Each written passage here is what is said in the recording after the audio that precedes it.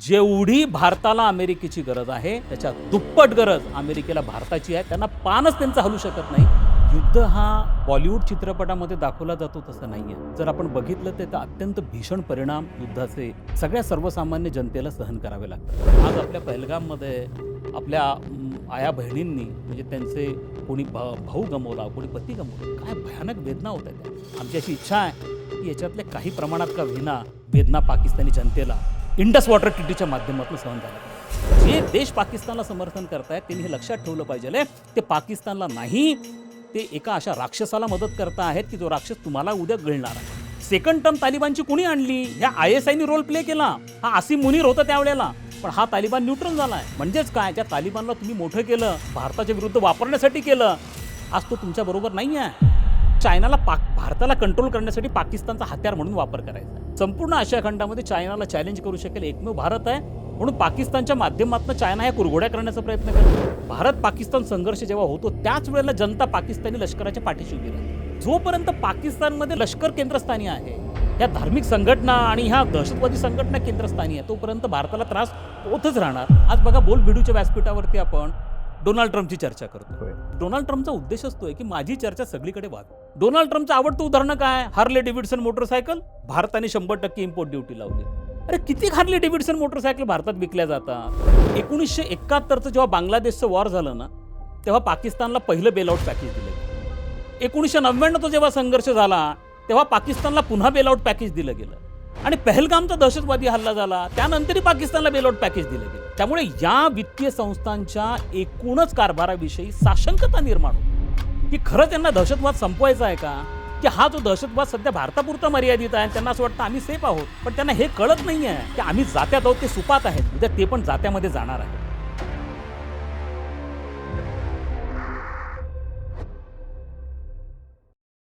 2025 मध्ये दोन महत्त्वाची युद्ध आत्तापर्यंत लढली गेलेली आहेत. एक भारत पाकिस्तानचं युद्ध आपल्याला माहिती आहे रिसेंटवालं, पण दुसरं एक महत्त्वाचं युद्ध जे होतं ते होतं व्यापार युद्ध. अमेरिका आणि चीन या दोघांमधल्या व्यापार युद्धामध्ये इतर देश सुद्धा भरडले गेले.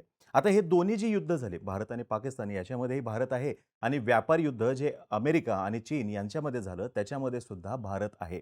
त्याच्यामुळे आपण असं म्हणू शकतो की 2025 या वर्षामध्ये आत्तापर्यंत सर्व जागतिक घडामोडींमध्ये भारत हा रिलिव्हंट राहिलेला आहे. पण चर्चा आपल्या इथं सध्या जी सुरू आहे ती आहे भारत आणि पाकिस्तानची, आणि ट्रम्प रोज वेगवेगळी विधानं जी करतायत त्याची.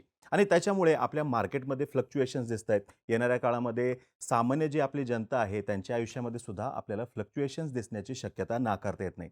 म्हणूनच भारत आणि पाकिस्तान यांच्यामध्ये युद्ध झालं, तो संघर्ष होता की फक्त चकमक होती, याच्याविषयीची आज आपण चर्चा करूयात.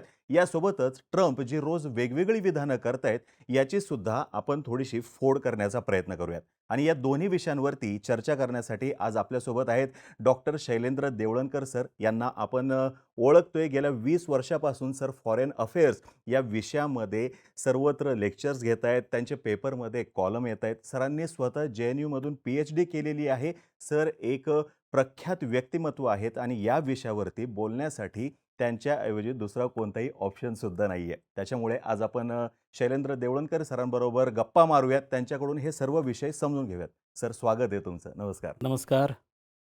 सर पहिला प्रश्न माझा असा आहे, चर्चा चालू आहे भारत आणि पाकिस्तान यांच्या संदर्भातली. तर कोणी युद्ध म्हणतंय, कोणी संघर्ष म्हणतंय, कोणी चकमक म्हणतंय. 3 वेगवेगळे शब्द या विषयाला धरून वापरले जातात. तर हे नेमकं काय होतं?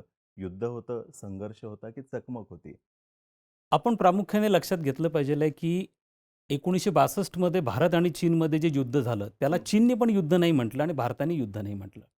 1965 मध्ये जो संघर्ष पाकिस्तान बरोबर झाला त्यालाही कोणी युद्ध म्हटलं नाही. कारगिलचा संघर्ष म्हटलं होतं. कधीही कोणता देश स्वतःहून युद्ध हा शब्दाचा प्रयोग करत नाही. त्यामुळे याला, कारण त्याच्यात सगळे आंतरराष्ट्रीय कायद्यांचे उल्लंघनाचे विषय येतात. त्यामुळे या संदर्भामध्ये कोणीही उघडपणे की आम्ही युद्ध घोषित केलं आहे, युद्ध झालं आहे असं करत नसतं. पण हा संघर्ष नक्कीच असतो. युद्धजन्य परिस्थिती असती. युद्धाचप्रमाणे तिन्ही पण सैन्य दलाचे जे प्रमुख भाग आहेत त्यांची इन्व्हॉल्वमेंट असती. या सगळ्या गोष्टी युद्धासारख्याच असतात, परंतु युद्ध झालंय असं कोणी म्हणत नाही. त्यामुळे याला संघर्ष म्हणणं हे जास्त संयुक्तिक ठरेल. जास्त संयुक्त ठरेल. ओके. सर संघर्ष म्हणलो आपण जरी त्याला, जनतेमध्ये पॉप्युलर शब्द त्याच्यासाठी युद्ध असा वापरला जात होता आणि युद्ध त्यांना खूप आवडत होतं असं एकूण रिॲक्शन जे आहेत आपण समाज माध्यमांमध्ये बघितलेले आहेत ह्या विषयाला धरून. युद्ध खरोखर इतकं सोपं असतं का? म्हणजे बोलतोय जेवढं, सामान्य जनता बोलते, युद्ध व्हायला पाहिजे, हे असं करायला पाहिजे किंवा आता भारताने असं करायला पाहिजे. हा बोलण्याइतका खरंच सोपा विषय आहे? युद्ध हा बॉलिवूड चित्रपटामध्ये दाखवला जातो तसं नाही आहे. युद्धाचं जर आपण बघितलं तर अत्यंत भीषण परिणाम युद्धाचे सगळ्या सर्वसामान्य जनतेला सहन करावे लागतात. एक साधं उदाहरण मी तुम्हाला देतो, की जेव्हा जे तेल प्रोड्यूस करणारे देश आहेत, इस्लामिक देश आहेत, ते जेव्हा $1 तेलाची किंमत आंतरराष्ट्रीय बाजारपेठेमध्ये प्रति बॅरल जी असते $1 जेव्हा वाढते, तेव्हा साधारणतः आपल्यावरती जो अधिभार येतो, तो $1 बिलियन असतो. आणि जेव्हा ते 10 किंवा $15 वाढतील, त्यावेळेला तुम्ही इमॅजिन करू शकता, की किती प्रचंड मोठा डेफिसिट हा भारताला त्यासाठी सहन करावा लागतो. जर एका तेलाच्या बॅरलच्या किमतीने सर्वसामान्य माणसाच्या जीवनावरती एवढा परिणाम होत असेल, तर युद्धासारख्या मोठ्या स्थितीने काय होऊ शकेल याची कल्पना न केलेली बरी. त्यामुळे ज्या पद्धतीने बॉलिवूडच्या चित्रपटांमध्ये युद्धाच्या कथा ह्या रंगवल्या जातात, तेवढं युद्ध हे सुखमय म्हणा किंवा तशा प्रकारचं रमणीय म्हणा असं नाही आहे. युद्ध भयानक आहे. युद्धाचे परिणाम भीषण आहेत. दुसऱ्या महायुद्धामध्ये ज्या पद्धतीने जपानवरती अणुबॉम्ब टाकले गेले, हिरोशिमा आणि नागासाकीवरती, त्याचे जवळपास 4 दशकं जपानला त्याची किंमत चुकवावी लागली. अख्खा युरोप दुसऱ्या महायुद्धामध्ये उद्ध्वस्त झाला. मोठे-मोठे जे साम्राज्यवादी देश होते ते कंगाल झाले. त्यामुळे युद्ध सुरू करणं हे अतिशय सोपं असतं. युद्ध थांबवणं अतिशय अवघड असतं. ते कोणाच्याही हातामध्ये नसतं. त्यामुळे युद्ध हा शेवटचा पर्याय असला पाहिजेल. युद्धाकडे नेहमी कधी पहिला पर्याय म्हणून बघायलाच नको. त्यामुळे युद्धाचं जे एस्केलेशन लॅडर असतं, हे लॅडर जेव्हा तुमचं पहिला आणि सेकंड स्टेपला जातो, थर्ड स्टेप कोणाच्याही हातामध्ये नसते. आणि आता वाटतं तेवढं नाहीये. आता पॉप्युलेशन प्रचंड वाढलंय. डेन्सिटीज प्रचंड वाढलेल्या आहेत प्रत्येक सिटीजमध्ये. त्या सगळ्या गोष्टी जर आपण गृहीत धरल्या, तर आपल्याला युद्धाचा शेवटचा पर्याय म्हणून युद्धाकडे पाहिलं पाहिजे. युद्ध हा शेवटचा पर्याय. त्याच्या आधी मग कोणकोणते पर्याय उपलब्ध असतात आणि जर का ते पर्याय उपलब्ध असतात, तर ते पर्याय भारत आणि पाकिस्तान यांच्यामध्ये वर्कआउट करतायत का करत नाहीयेत? मला असं वाटतं, की त्याच्यासाठी बरेचसे पर्याय चांगल्या पद्धतीने उपलब्ध आहेत. जो पर्याय आपण यावेळेला वापरले. आता प्रत्येक वेळेला कायनेटिक रिएक्शन म्हणजे त्यांनी तुमच्यावरती दहशतवादी हल्ला केला, पाकिस्तान पुरस्कृत दहशतवादी हल्ला होता, जसं पहलगामचा झाला. यापूर्वी उरीचा झाला होता, बालाकोटच्या पुलवामाचा झाला होता. तर या हल्ल्यानंतर आपण प्रतिक्रिया देतो. आणि ती प्रतिक्रिया दिल्यानंतर मग पी-ओ-केमधले त्यांचे जे दहशतवाद्यांची प्रशिक्षण स्थळं आहेत, ते आपण उद्ध्वस्त करतो. ते पुन्हा रिएस्टॅब्लिश होतात. भारताचा आत्तापर्यंतचा जो अप्रोच होता ह्या सगळ्या गोष्टींकडे बघण्याचा, तो ॲक्शन रिएक्शनच्या समीकरणामध्ये होता. म्हणजे त्यांनी दहशतवादी पाकिस्तान पुरस्कृत दहशतवादी हल्ला झाला, की त्याचं आपण प्रत्युत्तर द्यायचं. त्याला कायनेटिक रिएक्शन आपण म्हणतो. पण आजपर्यंत भारताने कधी प्रतिरोधनाच्या साधनाचा वापर नव्हता केला. प्रतिरोधनाचं साधन म्हणजे काय? की तुमच्यावरती तुमचा शत्रू भविष्यामध्ये वार करू नये, म्हणून तुम्ही कोणत्या उपाययोजना करता आहात? हा झाला प्रतिरोधनाचा मार्ग. म्हणजे आपण बघतो की हे दहशतवाद्यांची जी प्रशिक्षण स्थळं आपण उद्ध्वस्त करतो, ती पुन्हा रिएस्टॅब्लिश होतात. त्याच्यामधले फक्त दहशतवाद्यांची नावं बदलतात, त्यांचे आका सेम असतात, त्यांचे बँक अकाउंट्स बदलतात. त्यामुळे यांना कितीही बॅन करा, नव्या नावाने ते पुन्हा येतात, रिसर्फेस होतात. पुन्हा ते लष्करी तळ हे उभारले जातात. हे किती काळ चालत राहणार? तर त्यांना जर तुम्हाला कायमचा धडा शिकवायचा असेल, तर तुम्हाला प्रतिरोधनाचं साधन वापरावं लागेल, जे भारताने यावेळेला वापरलं. मग आपण सिंधू नदी पाणी वाटप करार स्थगित केला. आपण व्यापार बंदीचा निर्णय घेतला. आपण राजनैतिक कोंडी करण्यासाठी डिफेन्स ॲटिची त्यांचे जे होते, त्यांना परत जायला सांगितलं. यामधला मास्टर स्ट्रोक जो आपला राहिला, तो इंडस वॉटर ट्रीटी सस्पेंड करण्याचा राहिला. तर मला असं वाटतं, की प्रतिरोधनाची साधनं अत्यंत कडक पद्धतीने वापरणं, पाकिस्तानला आंतरराष्ट्रीय स्तरावरती डिप्लोमॅटिकली आयसोलेट करणं, हा देश दहशतवादाला कसं समर्थन देतोय, हे जागतिक पातळीवरती मोठ्या देशांना आणि विशेष करून वित्तीय संस्थांना सांगणं, पाकिस्तानला एफ-ए-टी-ए म्हणजे फायनान्शियल ॲक्शन टास्क फोर्सच्या ब्लॅकलिस्टमध्ये तो कसा येईल, या दृष्टिकोनातनं प्रयत्न करणं, हे करण्याबरोबरच आपण त्यांच्या सर्वसामान्य जनतेला सुद्धा हे कळलं पाहिजे, की भारताच्या सर्वसामान्य जनतेला कसा त्रास होतो आहे. मग जेव्हा तुमचं पाणी आम्ही बंद करू आणि जेव्हा तुमच्या शेतकऱ्यांना त्रास होईल, तिथं दुष्काळ किंवा महापुरासारखी परिस्थिती निर्माण होईल, तुमच्या उद्योगधंद्यांना त्रास होईल, तेव्हा हे लोक लष्कराला प्रश्न विचारतील. हे लोक तिथल्या दहशतवादी संघटनांना प्रश्न विचारतील, धार्मिक मूलतत्ववादी संघटनांना प्रश्न विचारतील, की तुमच्या मुठभर लोकांच्या या कारवायांमुळे सर्वसामान्य जनता भरडली जाते. त्याला म्हणतात प्रतिरोधनाचं साधन. मला असं वाटतं की युद्धाच्या पूर्वी हे साधन अत्यंत यशस्वी ठरणार आहे. यावेळेस भारताने जो मास्टर स्ट्रोक मारलेला आहे तो आहे इंडस वॉटर ट्रिटी सस्पेंड करण्याचा. सर, इंडस वॉटर ट्रिटी खूप चर्चेमध्ये राहिला विषय ह्यावेळेस, आणि ज्यावेळेस शस्त्रसंधी करार केला त्याच्यानंतर सुद्धा इंडस वॉटर ट्रिटीचं पुढं काय हा प्रश्न विचारला. त्याच्यावरती आलंय स्टेटमेंट की बाबा इंडस वॉटर ट्रिटी जी आपण स्थगित केलेली आहे ती स्थगितच राहणार आहे. पहिल्या दिवशी जेव्हा हा निर्णय घेतला गेला, इंडस वॉटर ट्रिटी आपण स्थगित करतोय ह्याचा, त्या दिवशी त्याचं मोठ्या प्रमाणात कौतुक झालेलं बघितलं आपण.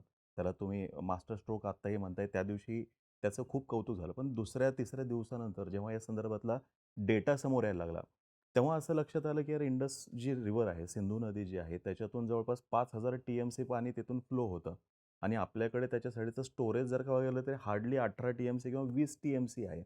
मग जो हेतू होता आपला, म्हणजे आता तुम्ही हे सांगितलं, हे परिणाम निश्चितपणे तिथं जाणवत आहेत, ते बघतोय आपण मीडियामध्ये. पण हा हेतू आपला खरोखर 100% यशस्वी झाला का ह्याच्यातून, जे आपल्याला करायचं होतं, साध्य करायचं होतं, किंवा आपण जे साध्य करू इच्छितो त्याच्यातून? नाही, मला असं वाटतं की तुम्ही अत्यंत योग्य प्रश्न विचारला. आपल्या सगळ्या प्रेक्षकांसाठी आपण हा इंडस वॉटर ट्रिटी का केला होता, त्याचे परिणाम काय होणार आहेत, हे थोडक्यात समजून घेणं गरजेचं आहे. भारत आणि पाकिस्तान जेव्हा वेगळे झाले 1947ला, त्यावेळेला ज्याला आपण बटवारा म्हणतो किंवा अनेक गोष्टींची वाटणी ही झाली. परंतु पाणी एक असा प्रश्न होता, की ज्याची वाटणी होत नव्हती, ज्या संदर्भात चर्चांचं गुऱ्हाळं ही 47 पासून 50 पर्यंत चालली. 3 वर्ष याच्यावरती चर्चा झाल्या. परंतु कुठलाही तोडगा याच्यातनं निघू शकत नव्हता. शेवटी वर्ल्ड बँक, विश्व बँकेला विनंती करण्यात आली, की तुम्ही यामध्ये मध्यस्थी करावी. ही जी सिंधू नदी सिस्टम आहे, व्यवस्था आहे, याच्यामध्ये एकूण 6 नद्या येतात. यापैकी 3 पूर्व वाहिनी आहेत आणि 3 पश्चिम वाहिनी आहेत. पश्चिम वाहिनी म्हणजे ज्या पाकिस्तानमध्ये प्रामुख्याने जातात. त्यामध्ये झेलम आहे, चिनाब आहे आणि सिंधू नदी आहे. ज्या पश्चिम वाहिनी नद्या आहेत आणि पूर्व वाहिनी आहेत, ज्याच्यावरती भारताला कंट्रोल आहे. पश्चिम वाहिनीमध्ये आपल्याला फारसा कंट्रोल, आपलं नियंत्रण नाहीये. मग विश्व बँकेला आपण मध्यस्थी करायला सांगितली. विश्व बँकेने 9 वर्ष ह्या चर्चा चालल्या आणि त्यानंतर 1960 मध्ये हा करार करण्यात आला. या कराराचा जो मसुदा आहे, त्या मसुद्यामध्ये एकूण 12 कलमं आहेत. तुम्ही जर ती 12 कलमं पाहिली, तर तुम्हाला असं दिसून येईल की हा एक युनिक पद्धतीचा करार आहे. म्हणजे नॉर्मली ह्या सगळ्या सिस्टम जी आहे, म्हणजे जरी तिबेटमधनं ह्या नद्या उगम पावत असल्या, तिबेटच्या पठारावरनं, आणि त्या जम्मू काश्मीर असेल किंवा पंजाबच्या माध्यमातून पाकिस्तानमध्ये जात असल्या, तरी प्रामुख्याने त्या भारतातनं जात आहेत. त्यामुळे खरं तर ह्या कराराचा सगळा फायदा हा भारताला होणं अत्यंत गरजेचं होतं. परंतु जर तुम्ही हा करार पाहिला, तर तुम्हाला असं दिसेल की आपण फार मोठ्या प्रमाणावरती दानशूर बनून प्रचंड फायदा पाकिस्तानला या कराराच्या माध्यमातून करून दिला. आता तुम्हाला असं दिसेल की हा जगातला, म्हणजे तुम्ही जर म्हणाल तर चीनचं उदाहरण घ्या. चीनमधनं उगम पावणाऱ्या, साधारणतः तिबेटवरनं उगम पावणाऱ्या नद्या ह्या 19 देशांमध्ये जातात. परंतु चीनने कोणत्याही देशाबरोबर नदी पाणी वाटप करार केलेला नाहीये. भारत हा संपूर्ण आशिया खंडामध्ये एकमेव देश आहे की ज्याने अशा प्रकारचा करार केलेला आहे. बरं, हा करार बघा कसा आहे. या कराराला कसली डेडलाईन नाही आहे. आता तुम्ही NPT सारखा करा का, न्यूक्लिअर नॉन प्रोलिफरेशन ट्रिटी 25 वर्षासाठी होता. कोणत्याही कराराला एक डेडलाईन असती. या कराराला डेडलाईनच नाहीये. या करारातनं बाहेर पडण्याचा मार्गच नाहीये. तुम्ही बाहेरच नाही पडू शकत या करारातनं. या करारामध्ये प्रत्येक गोष्टीसाठी पाकिस्तानची परमिशन आपल्याला घ्यावी लागते. छोटं उदाहरण तुम्हाला देतो. आपण आता चिनाब नदीवरती बगलिहार धरण बांधलेला हायड्रो इलेक्ट्रिकल प्रोजेक्ट आहे. त्याच्यामध्ये सेडिमेंट्स तयार होतात. ते सेडिमेंट तुम्ही फ्लश करणं खूप गरजेचं असतं. तर ते सेडिमेंट फ्लश करताना तुम्हाला पाणी जास्त सोडावं लागतं. पुन्हा त्या डॅममध्ये ते पाणी पुन्हा भरण्यासाठी तुम्हाला दरवाजे बंद करावे लागतात. ही प्रोसेस करायलाही पाकिस्तानची परमिशन घ्यावी लागायची. आणि या संपूर्ण करारामधनं आपण साधारणतः 30% पाणी आपल्याला ठेवलं आणि 70% पाणी पाकिस्तानला दिलं. बरं, हे करण्यामागचा उद्देश काय होता? की पाकिस्तानबरोबर आपले संबंध सुधारावेत. पण हे संबंध सुधारले का? 1960 पासून 1925 पर्यंत आपण बघतो की ह्या कराराचा शून्य उपयोग झाला. ह्या करारामुळे भारत आणि पाकिस्तान संबंध सुधारले नाहीत, डिटेरिएट झाले, अजून खराब झाले. आणि आपण मात्र एवढे संघर्ष भारत आणि पाकिस्तानमध्ये, 65चा संघर्ष, 71चा संघर्ष, 99चा कारगिल संघर्ष, त्यानंतर सिरीज ऑफ दहशतवादी अटॅक. म्हणजे 2001ला भारतीय संसदेवरती दहशतवादी हल्ला झाला, तेव्हापासून तर पहलगामपर्यंत. आजपर्यंत भारताने कधीही हा ट्रिटी सस्पेंड करण्याची भाषा पण नव्हती वापरली. म्हणून आपण पहिल्यांदा या ट्रिटीच्या ज्या प्रोव्हिजन्स आहेत, त्या इतक्या बायस्ड आहेत, पक्षपाती आहेत, की त्यांना सुधारण्यासाठी पहिल्यांदा भारताने 2023ला नोटीस दिली पाकिस्तानला, की हा करार जो आहे, या करारामध्ये सुधारणा करणं गरजेचं आहे. पाकिस्तानने ते ॲक्सेप्ट नाही केलं. पाकिस्तान सारखं त्याला वर्ल्ड बँककडे अपील करतो. आर्बिट्रेटर्स नेमले जातात आणि त्यामधनं आपले अनेक प्रकल्प रेंगाळत जातात. मुद्दा असा आहे, की यावेळेला आपण पहिल्यांदा ते धाडस केलं आणि ते केल्यानंतर आता लोकांना असं वाटतं, की तो काही पाण्याची बादली आहे का? किंवा तसं तुम्ही म्हटलं, की टँक आहे का? की आपण पाणी अडवलं? नाही, मला माहिती नाही आहे. परंतु याचे शॉर्ट टर्म आणि लाँग टर्म अशा दोन्ही प्रकारचे आहेत. तुम्ही जो म्हणता आहात, की आपण एवढं पाणी साठवू शकतो का? तर आपल्याकडे क्षमता आहे का? नाही आहे सध्या. ही क्षमता विकसित व्हायला अजून कदाचित 2 दशकं लागतील. त्याच्यासाठी बिलियन ऑफ डॉलर्स खर्च करावे लागतील. तुम्हाला नद्यांचे प्रवाह बदलणं, नवीन हायड्रो इलेक्ट्रिकल प्रोजेक्ट, नवीन धरणं बांधणं, याला पैसा लागतो, याला वेळ लागतो. पण शॉर्ट टर्ममध्ये काय करू शकतो आपण? अहो, निदान तुम्ही चिनाब नदीवरचं तुम्ही आता बगलिहार धरणाचं तुम्ही साधारणतः गेल्या 10 दिवसांमधला रिझल्ट बघा. आपण एकदा पाणी फुल फ्लेजनी सोडलं, जेव्हा तिथं पाऊस झाला, आणि एकदा आपण पाणी अडवलं. या दोन्ही वेळेला जर तुम्ही पाहिलं तर नदीची पातळी जी 18-19 फुटांपर्यंत असायची, ती 1 फुटावरती गेली. चिनाब नदी क्रॉस करणं हे अशक्य होतं. लोकं तिथे अनेक व्हिडिओज आले, बघत असाल तुम्ही इलेक्ट्रॉनिक माध्यमांमधनं, की लोकं सहज चिनाब नदी चालत क्रॉस करतायत. हे कधीही घडलेलं नव्हतं. याचा प्रतिकात्मक महत्त्व पाकिस्तानला कळलं, की उद्या जर आपण चिनाबचे, बगलिहारचे सगळे दरवाजे बंद केले, तर काय प्रचंड मोठा इम्पॅक्ट होणार आहे. याच्यामध्ये एक सगळ्यात महत्त्वाचा आस्पेक्ट असतो, तो म्हणजे पाण्याचा जो डेटा आहे, त्याची माहिती शेअर करणं. हं, हं, ह्या हं. कराराच्या अंतर्गत भारतावरती ते बंधनकारक आहे. आता जर भारताने उद्या दरवाजे सगळे ओपन केले आणि प्रचंड पाणी सोडलं, महापूर आला, पण ते करण्यापूर्वी भारताने पाकिस्तानला इन्फॉर्म नाही केलं, किंवा भारताने सगळे दरवाजे बंद करून टाकले धरणाचे, पाणी अडवलं आणि पाकिस्तानला इन्फॉर्म नाही केलं, तर त्याचे त्वरित परिणाम हे पाकिस्तानला भोगावे लागणार आहेत. ज्याला म्हणतो आपण वॉटर डेटा शेअर करणं. ही माहितीसुद्धा आपण देत नाही. ही माहिती देणं आता आपण थांबवणार. पाकिस्तानला त्याचे परिणाम होणार नसते, तर त्यांना एवढी आग का लागली? तो बिलावल भुत्तो जो म्हणतो, की एकतर रक्ताचे पाठ वाहतील किंवा इंडसचं पाणी वाहील. एवढे त्यांना व्हायब्रेशन्स का झाले? जर जर तुम्हाला माहिती होतं, की 20 वर्ष आपण काहीच करू शकणार नाहीये, असं नाहीये. फक्त पाण्याचा डेटा शेअर करणं तुम्ही थांबवा. इमिजिएट पाकिस्तानला त्याचे परिणाम दिसायला लागतील. विषय वाटतो तेवढा सोपा नाहीये चर्चा. एक्झॅक्टली. सर, आता आपण ह्याला असं म्हणतोय, की हा करार स्थगित केला. ही आता स्टँडर्ड लँग्वेज झाली. करार स्थगित केला. पण बोलताना असं म्हणतोय, की पाणी अडवलं. बोलताना आपण म्हणतो पाणी अडवलं म्हणून. मग हा इकडं आपण बघतोय, की पाकिस्तानसाठीचं हे पाणी अडवलं. तर तसंच टूल किंवा हे असंच पद्धतीची रणनीती जी आहे तिकडून चीनसुद्धा वापरू शकतो असं जे बोललं जातंय. ह्याच्यामध्ये तथ्य आहे का? म्हणजे ब्रह्मपुत्र आत्ता तुम्ही बोललात, की तिबेटमधून जवळपास 19 देशांमध्ये नद्या वाहत जातात. त्यातली महत्त्वाची आपल्यासाठीची ब्रह्मपुत्रा नदी आहे. मग उद्या जाऊन हेच टूल चीन आपल्या विरोधात वापरू शकेल का पाकिस्तानला मदत करण्यासाठी? मला असं वाटतं, की चीन हे ऑलरेडी करायला लागलाय. अहो, चीनने ब्रह्मपुत्रावरती यापूर्वी 13 मोठे प्रकल्प बांधलेत. आणि आता ब्रह्मपुत्रा जेव्हा भारतामध्ये प्रवेश करते, त्या ठिकाणी सुद्धा अत्यंत जवळपास $30 बिलियन एक प्रचंड मोठा प्रोजेक्ट, हायड्रो इलेक्ट्रिकल प्रोजेक्ट चीन बांधतोय. चीनने नद्यांची प्रवाह पण बदललेली आहेत. चीन हे गेल्या अनेक वर्षांपासून करतो आहे. चीन कधीही पाण्याचा डेटा 2017चा दोकलामचा संघर्ष झाला. दोकलामच्या संघर्षानंतर 2017 नंतर चीनने भारताबरोबर पाण्याचा डेटा शेअर करणं थांबवलेलं आहे. आणि त्याचे भयानक परिणाम भारतातल्या राज्यांना, विशेष करून बिहार असेल, झारखंड असेल, आसाम आहे, यांना त्याचे भयानक परिणाम सोसावे लागतात. दर 1-2 वर्षानंतर आपल्याला महापुराच्या बातम्या आपल्याकडे सातत्याने येतात आणि त्याचे गंभीर परिणाम शेतीवरती होत आहेत. तर चीन हे उघडपणे करतोय. त्यामुळे चीनला वेगळे प्रयत्न करण्याची गरज नाहीये. चीन हे ऑलरेडी करतोय आणि आपण त्या बाबतीत मनाची तयारी पण केलेली आहे. त्यामुळे दुसरा मुद्दा असा आहे, की चीनबरोबर तसा आपला कोणत्याही प्रकारचा करार नाही. आमची तर खरी इच्छा आहे चीनने आमच्यावर असा प्रकारचा करार करावा, पण चीन करतही नाही. चीन कोणता डेटा पण शेअर करत नाहीये. तर या बाबतीमध्ये चीन ज्या पद्धतीने वागतो ना, त्या पद्धतीने भारत पाकिस्तानच्या बाबतीत वागलेला नाही. त्यामुळे हाच आपल्यामधला आणि चीनमधला फार मोठा फरक आहे. म्हणून भारताने जो दानशूरपणा दाखवला, त्याच्या बाबतीमध्ये भारताला खरं म्हणाल तर काहीच परतफेड पाकिस्तानकडनं झालेली नाहीये. त्यामुळे तो निर्णय योग्य आहे. आता तो स्थगित का केला? कारण तो रद्द नाही करता येत. त्याला मेन प्रॉब्लेम असा आहे की तो फक्त स्थगितच ठेवावा लागतो आणि ते करत असताना आपण असं म्हटलेलं आहे की जर पाकिस्तान सुधारला नाही, जर परत त्यांनी अशाच प्रकारे सगळ्या पद्धतीने दहशतवादाला समर्थन देणं सुरूच ठेवलं, तर मात्र हा स्थगितच राहील. हे आपण सांगितलं. याला म्हणतात इन्स्ट्रुमेंट ऑफ डेटरन्स. पहिल्यांदा प्रतिरोधाचं साधन भारताने वापरलं. सर पाकिस्तानला एवढं काश्मीरमध्ये, जम्मू आणि काश्मीर ह्या एकूणच भूभागामध्ये इंटरेस्ट असण्याचं कारण काय?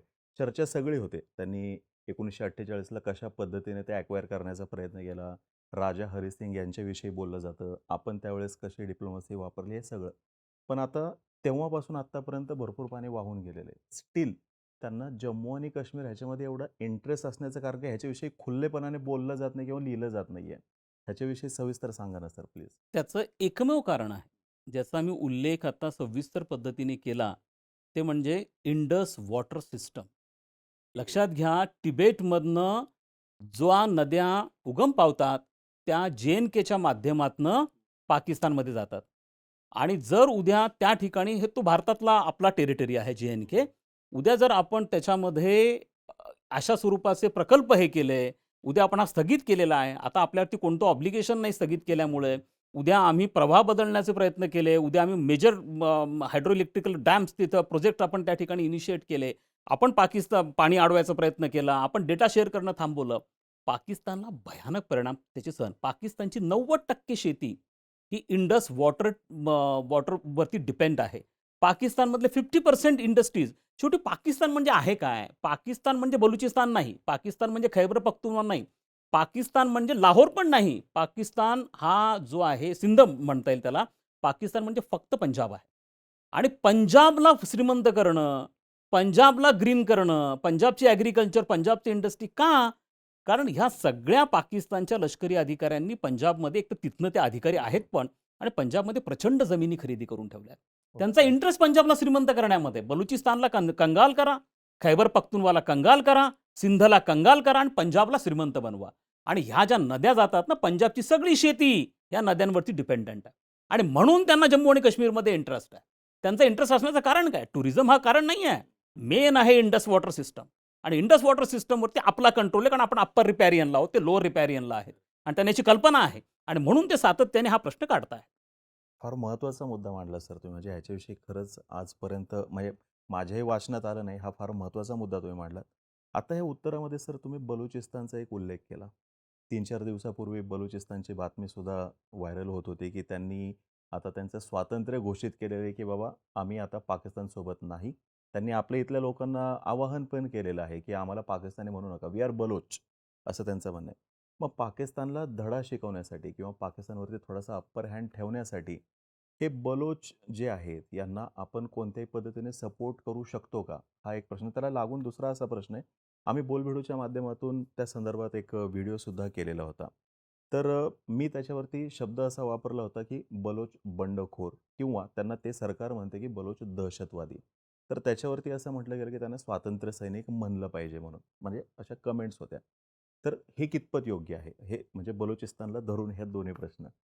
नाही, मला असं वाटतं की तुमच्या ज्याही प्रेक्षकांनी त्या कॉमेंट दिलेल्या होत्या, हा सगळा सब्जेक्टिव्ह मॅटर आहे. इंटरप्रिटेशनचा हा प्रश्न आहे.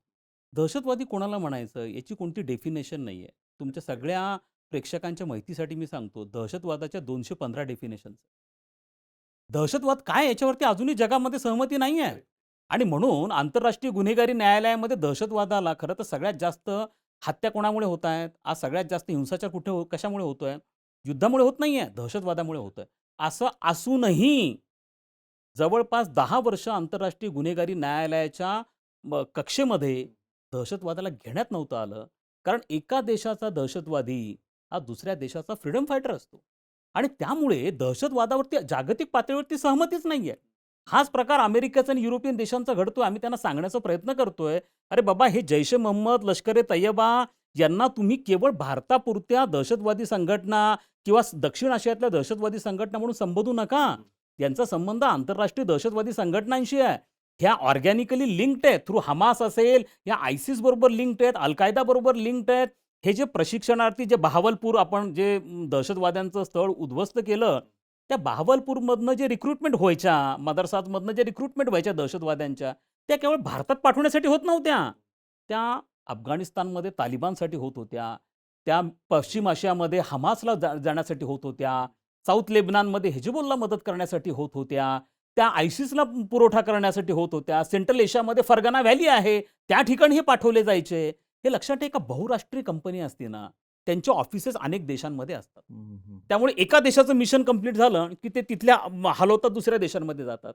ह्या आयसिस, अल-कायदा सारख्या आंतरराष्ट्रीय दहशतवादी संघटना बहुराष्ट्रीय कंपन्यांसारखी कामं करतात. त्यांच्या शाखा आहेत. ही शाखा म्हणजे लष्कर-ए-तय्यबा आणि जैश-ए-मोहम्मद आहे. हे आम्ही सांगण्याचा प्रयत्न करतोय सातत्याने अमेरिकेला. आम्ही हे सातत्याने आंतरराष्ट्रीय समुदायाला सांगण्याचा प्रयत्न करतो. तुम्ही यांना अलिप्त म्हणून बघू नका, की हा भारतापुरता मर्यादित आहे. उद्या याच लोकांचे, कारण जैश-ए-मोहम्मद आणि तालिबानचं ओरिजिन सेम आहे. यांचं हाफिज सईद आणि तालिबानचे म्होरके हे सगळे एकाच फॅक्टरीमधनं तयार झालेला सगळा हा माल आहे.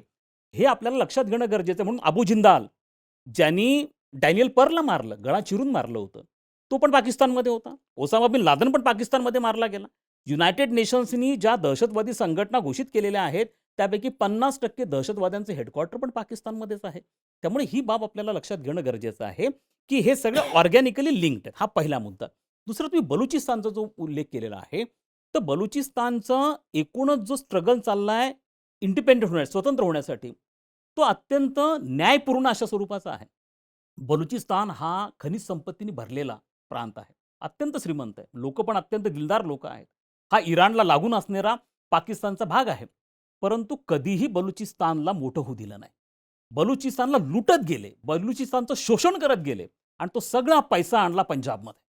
कधीही बलुचिस्तान, आणि आता हे शोषण आणखीन ऑर्गनाइज्ड व्हावं, हे शोषण अजून इन्स्टिट्यूशनलाइज व्हावं म्हणून चायनाला इन्व्हॉल्व केलं. आणि जो चायना पाकिस्तान इकॉनॉमिक कॉरिडॉर आहे, जो शिनशियांग प्रांतापासून निघतो चीनच्या आणि ग्वादर बंदर बलुचिस्तानपर्यंत येतो, प्रचंड मोठे rail construction, road construction, bridges, कालवे, टनेल्स हे मोठमोठ्या प्रमाणात बांधले गेले, जेणेकरून ही बलुचिस्तानची संपत्ती जी आहे ही पंजाबकडे डायव्हर्ट केली जाईल. त्यामुळे त्यांचा जो न्यायासाठीचा, हक्कासाठीचा लढा आहे, तो पूर्णपणे जस्टिफाईड आहे. परंतु आपल्याकडे एक बाब असते, की उघडपणे तुम्ही म्हणता आपण करू शकतो का? तर लक्षात घेणं गरजेचं आहे, की आपण एक रिस्पॉन्सिबल सदस्य आहोत युनायटेड नेशन्सचे. तुम्ही भारतीय राज्यघटना ही जगातली एकमेव अशी राज्यघटना आहे, की जी भारताचं परराष्ट्र धोरण कसं असावं हे सांगते. हं. कधीही राज्यघटना परराष्ट्र धोरणाविषयी बोलत नसती. राज्यघटना ही देशांतर्गत गोष्टींविषयी बोलते. परंतु आपली राज्यघटना सांगती, की भारताने इतर देशांच्या अंतर्गत कारभारात हस्तक्षेप करू नये. कोणताही संघर्षाचा मुद्दा चर्चेच्या, संवादाच्या माध्यमाने सोडवावा. हे आपल्या राज्यघटनेचं मोठेपण आहे. त्यामुळे आपण कधीही उघडपणे अशा गोष्टी करणार नाही. किंवा आपण, त्यांनी बलुचिस्तान स्वतंत्र झाला म्हणून आपण आपला एखादा त्यांचा कॉन्सुलेट किंवा अँबॅसिडर भारतात अपॉइंट करणार नाही, किंवा आपण त्यांना स्वतंत्रपणे कॉन्सुलेट किंवा अँबॅसिडर देणार नाही. भारताने ह्या गोष्टी आजपर्यंत कधी केलेल्या नाहीयेत. परंतु मला असं वाटतं, की बलुचिस्तानची जी मागणी आहे, ती अत्यंत न्यायपूर्ण मागणी आहे. आणि पाकिस्तानच्या बाबतीत तुम्ही म्हणाल ना, तर पाकिस्तानला एक्सटर्नल एफर्ट्स करून तोडायची गरजच नाहीये हो. अच्छा. हा देश स्वतःहून संपणार आहे. समज. हा देश मला सांगा काय आहे? म्हणजे भारत आणि पाकिस्तान दोन्ही देश 1947 ला स्वतंत्र देश बनले. आज भारताचं जगाला कॉन्ट्रिब्युशन बघा. $700 अब्ज तुमचा फॉरेक्स आहे. जागतिक ट्रेडमध्ये आमचा वाटा आता वाढतोय, 3% पर्यंत गेलाय. 2024 मध्ये गुड्स आणि सर्व्हिसेसमधला आमचा एक्सपोर्ट $900 बिलियन आहे. काय पाकिस्तानचं कॉन्ट्रिब्युशन आहे? 7 अब्जचा फॉरेक्स आहे. फॉरेन डायरेक्ट इन्व्हेस्टमेंट कोणत्याही नाहीये. भारत जगाला गहू निर्यात करतो. भारत जगाला फिशरीज प्रॉडक्ट, ॲग्रिकल्चर प्रॉडक्ट असतील ते निर्यात करतो. फार्मास्युटिकल प्रॉडक्ट, जेनेरिक मेडिसिनमध्ये आज भारताचं प्रचंड नाव आहे. पाकिस्तान जगाला काय निर्यात करतो? पाकिस्तान जगाला फक्त एकच गोष्ट निर्यात करतो, ते म्हणजे दहशतवाद. फॅक्टच आहे. आणि फार महत्त्वाचं हे स्टेटमेंट होतं सर. फक्त ते दहशतवादच निर्यात करा. आणि ह्यातलं अजून एक मला इंटरेस्टिंग वाटलं, की दहशतवादावरती अजून व्याख्याच नाहीये किंवा एकमत नाहीये आणि जवळपास 200+ डेफिनेशन्स त्याच्या आहेत Yes. दहशतवादाच्या. सर, पाकिस्तानमधल्या ह्या बलुचिस्तान प्रांतामध्ये मोठ्या प्रमाणामध्ये खनिज संपत्ती आहे. क्रमांक 1. चायनाने मोठ्या प्रमाणात इन्व्हेस्टमेंट केलेली आहे. आणि तरीसुद्धा फॉरेक्स रिझर्व्ह 7-8 बिलियनच्या आसपासच आहे. म्हणजे हे फंडिंग त्यांचं फक्त आणि फक्त दहशतवादाला जात असेल असं म्हणजे स्पष्टपणे दिसतंय. कारण की मागं ट्रम्प ज्यावेळेस फर्स्ट पिरियडमध्ये होते, तर त्यावेळेस त्यांनी सुद्धा हे ऑब्झर्वेशन केलेलं होतं, की आपण पाकिस्तानला जी काही मदत करतोय फॉर अफगाणिस्तान आणि इतर सगळ्या गोष्टींसाठी, तर ते त्याचं पूर्णपणे उपयोग जो आहे तो इतर गोष्टींसाठीच करतायत हे त्यांच्या लक्षात आलेलं होतं. मग तरीसुद्धा आत्ता जे आपण बघितलं तर काही दिवसांपूर्वीच IMFनी पाकिस्तानला एक बेल पॅकेज दिलेलं आहे. कर्ज दिलेलं आहे असं आपण म्हणू. हे कशामुळे देत असतील ते म्हणजे दिसतंय स्पष्टपणे, सगळ्यांना दिसतंय आणि सातत्याने हे असं देत आलेले आहेत. ह्याच्यावरती उपाय काय करता येईल आणि का दिलं असेल? नाही, मला खरं तर ह्या पश्चिमी वित्तीय संस्था असतील, ज्या प्रामुख्याने अमेरिकेसारख्या देशाच्या आधिपत्याखाली आहेत, त्यांच्या इशाऱ्यावरती ह्या नाचतात. ह्या तयार कशाला केल्या गेल्या? ब्रिटन वूड सिस्टम जी दुसऱ्या महायुद्धानंतर तयार झाली. त्याच्या माध्यमातून या वित्तीय संस्था, वर्ल्ड बँक असेल, IMF तयार केल्या गेल्या प्रामुख्याने युरोपच्या रिकन्स्ट्रक्शनसाठी, त्यासाठी लोन द्यावेत. नंतर ते जागतिक पातळीवरती लोन्स वगैरे द्यायला त्यांनी सुरुवात केली. आजही त्याच्यामध्ये मेजर शेअर जो आहे तो अमेरिकेचा आहे. आणि म्हणूनच त्यांची जी प्रचंड मोठी मक्तेदारी होती, ती मक्तेदारी मोडीत करण्यासाठी ब्रिक्सनी पण एक डेव्हलपमेंट बँक काढली. हं, हं, हं. ब्रिक्सनी मग सांगितलं, की ठीक आहे, तुम्ही युरोपची आणि अमेरिकेची जर IMF असेल, तर आमची ब्रिक्स डेव्हलपमेंट बँक आहे. ते पण आता त्यांनी पैसे द्यायला सुरुवात केली. मुद्दा असा आहे, की ह्या पश्चिमी देशांना, अमेरिकेला हे माहिती नाही आहे का, की पाकिस्तान नेमकं काय आहे? त्यांना हे माहिती नाही आहे का, जागतिक पातळीवरती दहशतवादाचा प्रसार करण्यासाठी पाकिस्तानची काय भूमिका आहे? त्यांना याची कल्पना नाही आहे का? आज किती दहशतवादी संघटनांचे हेडक्वार्टर्स पाकिस्तानमध्ये, प्रशिक्षण स्थळ पाकिस्तानमध्ये आणि त्याचा उल्लेख मी आता केला. अबू जिंदाल, दाऊद इब्राहिमपासून तर तुमचा हाफिज सईद असेल, त्याच्यापासून तर अगदी ओसामा बिन लादेन पण पाकिस्तानमध्येच मारला गेलेला होता. त्यांना याची कल्पना नाही आहे का, की ज्यावेळेला तालिबानचं सरकार हे अफगाणिस्तानमध्ये होतं फर्स्ट फेज 1996 ते 2001 मध्ये, ज्यावेळेला हाच 9/11चा जो अटॅक अमेरिकेवरती झाला, त्याचं प्लॅनिंग जे होतं, हे प्रामुख्याने पाकिस्तान पुरस्कृत दहशतवादी संघटना आणि तालिबान यांनी अल-कायदा हे सगळ्यांनी मिळून केलेलं होतं.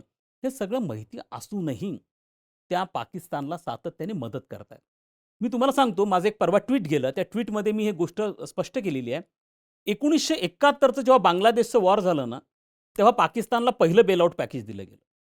1999चा जेव्हा संघर्ष झाला, तेव्हा पाकिस्तानला पुन्हा बेल पॅकेज दिलं गेलं.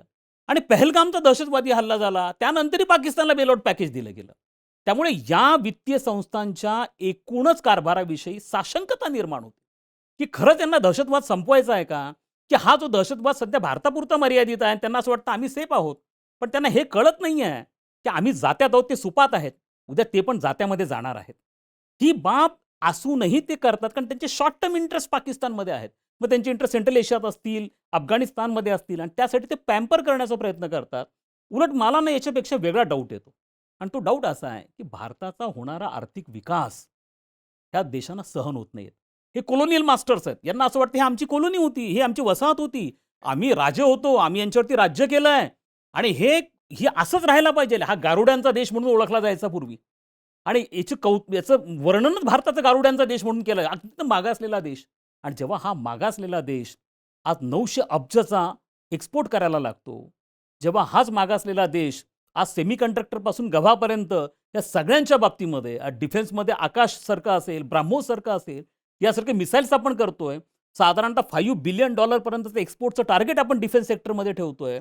आज सगळ्या वित्तीय संस्थांच्या रिपोर्ट्समध्ये IMF असेल, वर्ल्ड बँक असेल किंवा अनेक पश्चिमी वित्तीय संस्थांच्या अहवालामध्ये 2025-26 मध्ये असेल, 2024-25 मध्ये असेल, जगामध्ये सर्वात जास्त GDP ग्रोथ रेट असणारा एकमेव भारत आहे. 6 to 7% GDP ग्रोथ रेट आहे. चायना 3 पण नाही आहे. अमेरिका, युरोपियन देश 2 ते 3% पण नाही आहे. त्यामुळे या देशांना आपला आर्थिक विकास सहन होत नाही. आणि म्हणून सातत्याने भारताच्या विकासामध्ये अडथळे निर्माण करण्यासाठी ह्या गोष्टी करतात की काय, अशा प्रकारचा संशय याला दाट शक्यता आहे. आणि ते पॉसिबल पण आहे, की हे करू शकतात. कारण तुम्ही बघा, ज्या पद्धतीने ते सातत्याने भारताला अडचणीमध्ये आणण्याचा प्रयत्न करत असतात, त्यावरनं निश्चितपणे असं वाटतं, की यांना अजूनही त्या कॉलोनियल माइंडसेटमधनं, वसाहतवादी मानसिकतेतनं हे देश बाहेर आलेले नाहीयेत. सर, आत्ता बोलताना तुम्ही चीनचाही उल्लेख केला होता किंवा आपण बोललो की ह्या वेस्टर्न ज्या इन्स्टिट्यूट्स आहेत, ह्या सुरुवातीला आल्या होत्या फक्त आणि फक्त दुसऱ्या महायुद्धासाठी, त्याच्यानंतर तिथं निर्माण कार्य करण्यासाठी, इन्फ्रास्ट्रक्चर डेव्हलप करण्यासाठी. नंतर नंतर जगभर त्यांचा पसारा वाढलेला आहे. मग ह्या अशा परिस्थितीमध्ये ह्या वेस्टर्न इन्स्टिट्यूशन जे आहेत, ह्या त्यांचे स्वतःचे इंटरेस्ट भले ते शॉर्ट टर्म असतील, हे शॉर्ट टर्म इंटरेस्ट त्यांचे सॅटिस्फाय करून घेण्यासाठी, फुलफिल करण्यासाठी जर का पाकिस्तानला हे असं लोन देण्याचा प्रयत्न करतायत, तर मग काही दिवसांपूर्वी चीनने त्यांच्या स्वतःच्याच फायद्यासाठी का होईना म्हणा, भारताला एक साद घातली होती, की आता हे टॅरिफ वॉर सुरू झालेलं आहे, तर ते जुन्या इतिहासाचा दाखला देऊन असं म्हणत होते, की आपण दोघांनी एकत्र यायला पाहिजे वगैरे, वगैरे असं त्यांचं बोलणं चालू होतं. तर ह्याच्यावरती कितपत विश्वास ठेवायला पाहिजे? ह्याच्या विरोधात म्हणून. हे बघा विश्वास कारण अशा प्रकारच्या अनेक थेरीज आता पुढे येत आहेत. परंतु काही याच्यामध्ये विश्वास म्हणण्यापेक्षा कोणी पण सर्वसामान्य माणूस देखील जर त्या दृष्टिकोनातून विचार करायला लागेल, तर त्याचा विश्वास पटायला लागेल. हं, डोनाल्ड ट्रम्प अध्यक्ष बनले. डोनाल्ड ट्रम्पचं मेन टार्गेट चायना होतं. हं, हं. पण केवळ चायनाला पनिश करून नाही चालणार, म्हणून इतर देशांच्या बाबतीचा विचार केला गेला. चायनाच्या विरुद्ध टॅरिफ हे साधारणतः 245% वाढवलं गेलं. इतर देशांना वाढवलं गेलं पहिले, पण नंतर 90 दिवसाची सूट दिली गेली. चायनाचा विषय आता जरी सूट दिली असली, तर पहलगामच्या पूर्वी ते नव्हतं. मग सगळ्या चायनीज वस्तू ह्या अमेरिकेत प्रचंड महाग होणार होत्या. चायनीज खेळणी महाग होणार होत्या. चायनीज औषधं महाग होणार होती. चायनाकडनं कापड जे मेन अमेरिकेमध्ये जातं ते महाग होणार होतं. आणि मग भारताची चर्चा सुरू झाली. मग चीनला पर्याय म्हणून कोण देश असू शकतो? ही ग्लोबल सप्लाय चेन, रॉ मटेरियलची सप्लाय चेन कोण प्रोव्हाईड करू शकतं? तर हे भारताचं नाव पुढे यायला लागलं. त्याचा परिणाम असा झाला, की अनेक कंपन्यांनी, बहुराष्ट्रीय कंपन्यांनी आपलं जे व्यापार केंद्र किंवा मॅन्युफॅक्चरिंग युनिट्स चायनामध्ये होते. त्यांनी विचार सुरू केला, की ते मॅन्युफॅक्चरिंग युनिट्स भारतामध्ये हलवण्यासाठी. हं, हं. भारताबरोबर अजूनही देश व्हिएतनाम आहे, कंबोडिया आहे, तिथं पण त्यांचे युनिट जात होते. परंतु सर्वात महत्त्वाचा Appleनी निर्णय घेतला. Apple भारतामध्ये 20% मोबाईल Appleचे भारतात तयार होत होते. ते वाढून 40% घेऊन जाण्यासाठी Appleनी त्यांचे मॅन्युफॅक्चरिंग युनिट्स हे भारतामध्ये वाढवण्याचा प्रयत्न केला. त्याचा उल्लेख ट्रम्पनी नुकताच केला, की भारतामध्ये तुम्हाला काय टिम कुकला त्यांनी जे सांगितलं, की तुम्हाला काय गरज आहे भारतामध्ये करण्याची. त्यामुळे एक पद्धतीने भारताला चीनचा पोटेन्शियल पर्याय म्हणून जग बघायला लागलं. आणि अशा वेळेला जग भारताविषयी बोलतंय. सप्लाय चेनमध्ये भारताचं नाव येतंय. आज युरोपबरोबर आपण फ्री ट्रेड एग्रीमेंटचा विचार आपला चाललाय, अंतिम टप्प्यामध्ये आहे. अमेरिकेबरोबर एक मिनी ट्रेड डील आपण करतो आहोत. त्यामुळे कुठेतरी भारताचा होणारा विकास आपण आपल्याकडे 25 इयर्सचा विकसित भारत प्लॅन बनवलेला आहे. पुढच्या 25 वर्षामधल्या काय गोष्टी अचीव्ह करायच्या आहेत ते आपण सांगितलंय. जगातली 3ऱ्या क्रमांकाची इकॉनॉमी लवकरच आपण बनतो आहोत. आता 5व्या क्रमांकाची इकॉनॉमी आहोत. या सगळ्या गोष्टी चीनच्या विरुद्ध डोनाल्ड ट्रम्पचं अध्यक्ष होणं, चीनच्या विरुद्ध टॅरिफ वाढवणं, भारताची चर्चा व्हायला लागणं आणि नंतर पाकिस्तानच्या माध्यमातून पहलगामचा हल्ला होणं. तर तुम्ही जर विचार केला, क्रोनॉलॉजी जर तुम्ही बघितली ना, तर कोणताही सर्वसामान्य माणूस ते म्हणू शकतो, की याच्यामध्ये चायनाचा हात तर नाहीये. आणि सगळे पाकिस्तानकडनं चायनाचे वेपन्स वापरले जात आहेत. चायनीज रडार असतील, चायनीज स्मॉल वेपन्स असतील, चायनीजचं HQ सारखा चायनीज फायटर प्लेन असतील, JF-17 सारखे पाकिस्तान वापरत आहे. त्यामुळे एक गोष्टीविषयी साशंकता घेण्यामध्ये निश्चित आहे, या देशांना भारताचा जो विकास आहे ना, तो प्रामुख्याने सहन होत नाही. आणि भारताला सध्या शांतता पाहिजे कारण भारताला जर त्यांचे इकॉनॉमिक ऑब्जेक्टिव्ह अचीव्ह करायचे असतील, तर भारताला शांतता लागेल. भारताला संघर्ष नको आहे. भारताला युद्ध नको आहे. लक्षात घ्या, एक छोटंसं उदाहरण मी तुम्हाला देतो.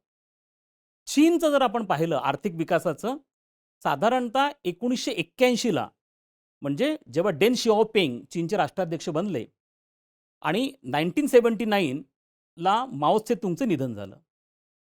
1979 पर्यंत एकही चीनी नेता हा देश सोडून म्हणजे चीन सोडून देशाच्या बाहेर गेलेला नव्हता.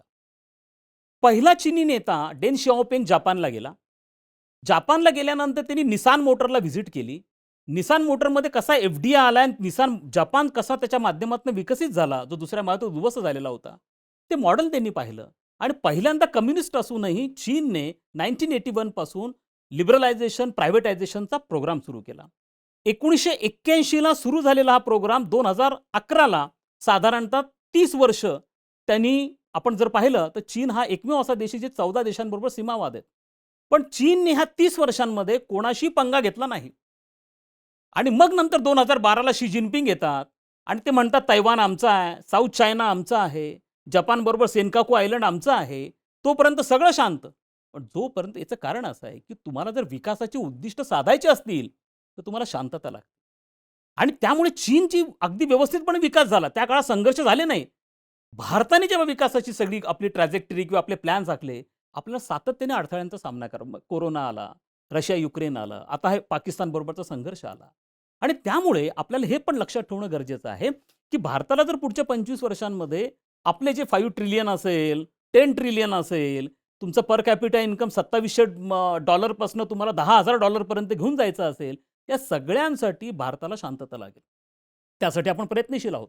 मात्र या देशांना ते होऊ द्यायचं नाहीये आणि म्हणून ते सातत्याने भारताचा प्रभाव दक्षिण आशियापुरता मर्यादित ठेवण्यासाठी, भारताच्या विकासाच्या उद्दिष्टांमध्ये अडथळे निर्माण करण्यासाठी सातत्याने अशा कुरघोड्या करण्याचे प्रयत्न करत असतात.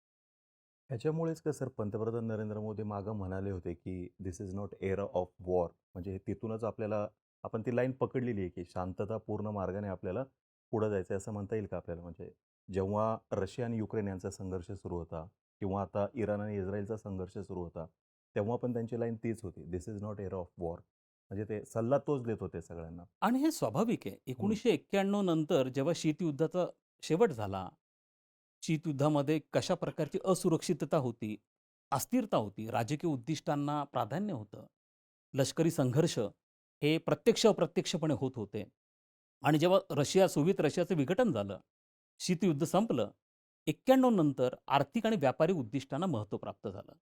91 नंतर ज्याला डायरेक्टली सैन्य समोरासमोर येणं, असे वॉर झाले नव्हते. म्हणजे अमेरिकेने जरी मिलिटरी इंटरव्हेन्शन इराकमध्ये अफगाणिस्तान केलं, ते वन साइडेड मिलिटरी इंटरव्हेन्शन होतं.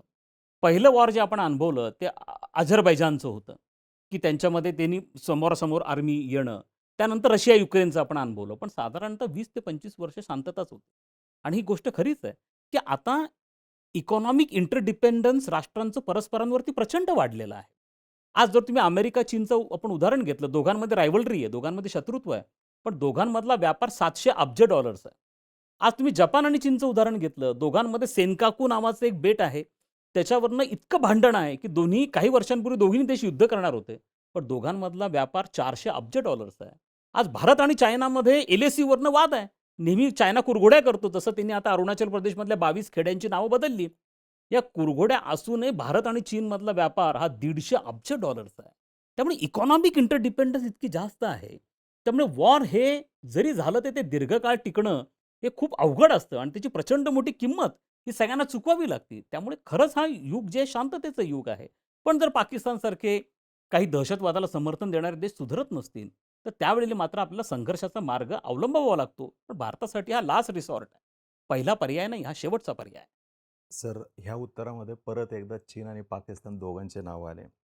आपण पाकिस्तानविषयी बोलत असताना ॲग्रेसिव्हली म्हणजे भारताची भूमिका किंवा इथल्या जनतेची भूमिका ॲग्रेसिव्ह भूमिका आहे, की POK हा ताब्यात घ्यायला पाहिजे. पण ज्यावेळेस आपण चीनविषयी बोलायचा प्रयत्न करतो, तर त्यावेळेस आपण ॲग्रेसिव्हली म्हणजे जनता किंवा सरकार लेव्हलवरती अजून तर स्टेटमेंट नाही आहे, पण अक्साई चीन घ्यायला पाहिजे हे ॲग्रेसिव्हली बोललं जात नाही. ह्याच्यामागं काय म्हणजे कारणं काय असू शकतात? का बोललं जातं? पाठीमागे या सगळ्यांविषयीची चर्चा चालू राहते? ठीक आहे. मला असं वाटतं, की आपण सध्या आपल्या प्राथमिकता ठरवल्या पाहिजेत हं, हं. आणि ज्या आपण ठरवलेल्या आहेत. चीननी बघा गेल्या 30 वर्षांमध्ये जसं मी तुम्हाला आता हं, हं, सांगितलं, हं. की 1979ला चीनमध्ये एकही मल्टीनॅशनल कॉर्पोरेशन नव्हती. आज साधारणतः चीनमध्ये 1500 मल्टीनॅशनल कॉर्पोरेशन्स आज आपलं काम करत आहेत. त्यांचा जो फॉरेक्स आहे, जो $52 बिलियन होता, जो आता वाढून $16 ट्रिलियन पर्यंत झाला. हे चीनने का शक्य झालं सगळं? कारण चीनने अत्यंत शांततेने आपला आर्थिक विकास केला. जसं मी तुम्हाला सांगितलं, की आर्थिक विकासासाठी तुम्हाला शांतता लागतो कारण डायव्हर्जन होतात, लक्षात हं, घ्या. हं, हं. आणि एक साधारणतः युद्ध तुम्हाला 10 वर्ष मागे खेचू शकतं. आज इतक्या कष्टाने आपण आपला GDP ग्रोथ रेट हा साधारणतः 2008-9 पासनं तर 2017-18 पर्यंत आपण 7 to 8% GDP growth rate maintain ठेवला.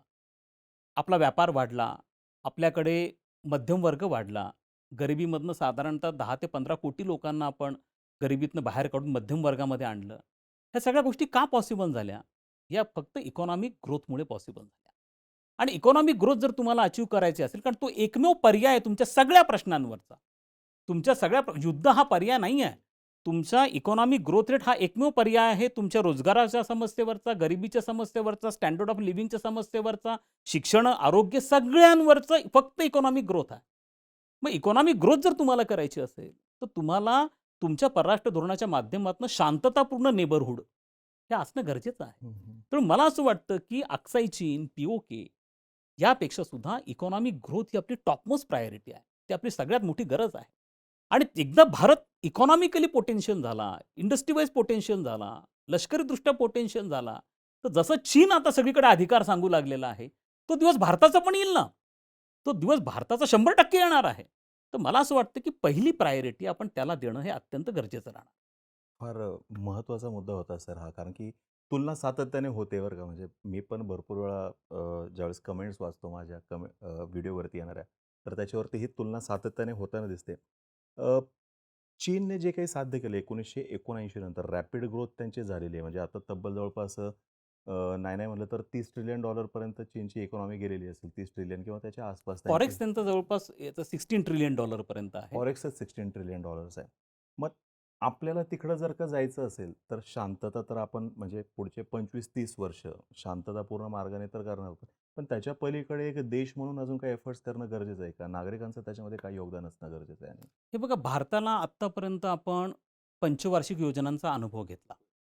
भारत कधीही दीर्घकालीन योजना आखत नव्हता. हं, हं. पण तुम्ही ज्या देशांनी विकसनशील देशांपासून विकसित देशांपर्यंत त्यांचं ट्रान्झिशन झालंय किंवा त्यांचं प प ज्याला आपण रूपांतर झालं असं म्हणा, की जे विकसनशील होते आणि जे विकसितमध्ये गेले, जे शेतीप्रधान देश होते, ते नंतर उद्योगप्रधान देशांकडे झाले किंवा ज्यांनी आपला पर कॅपिटा इन्कम वाढवला, ज्यांनी आपला इकॉनॉमीचा साईज वाढवला टोटल जी-डी-पीचा, त्या देशांनी लाँग टर्म प्लॅनिंग केलेली. हं, हं. अमेरिकेमध्ये दर 20 वर्षांनी नॅशनल सिक्युरिटी पॉलिसी तयार केली जाते.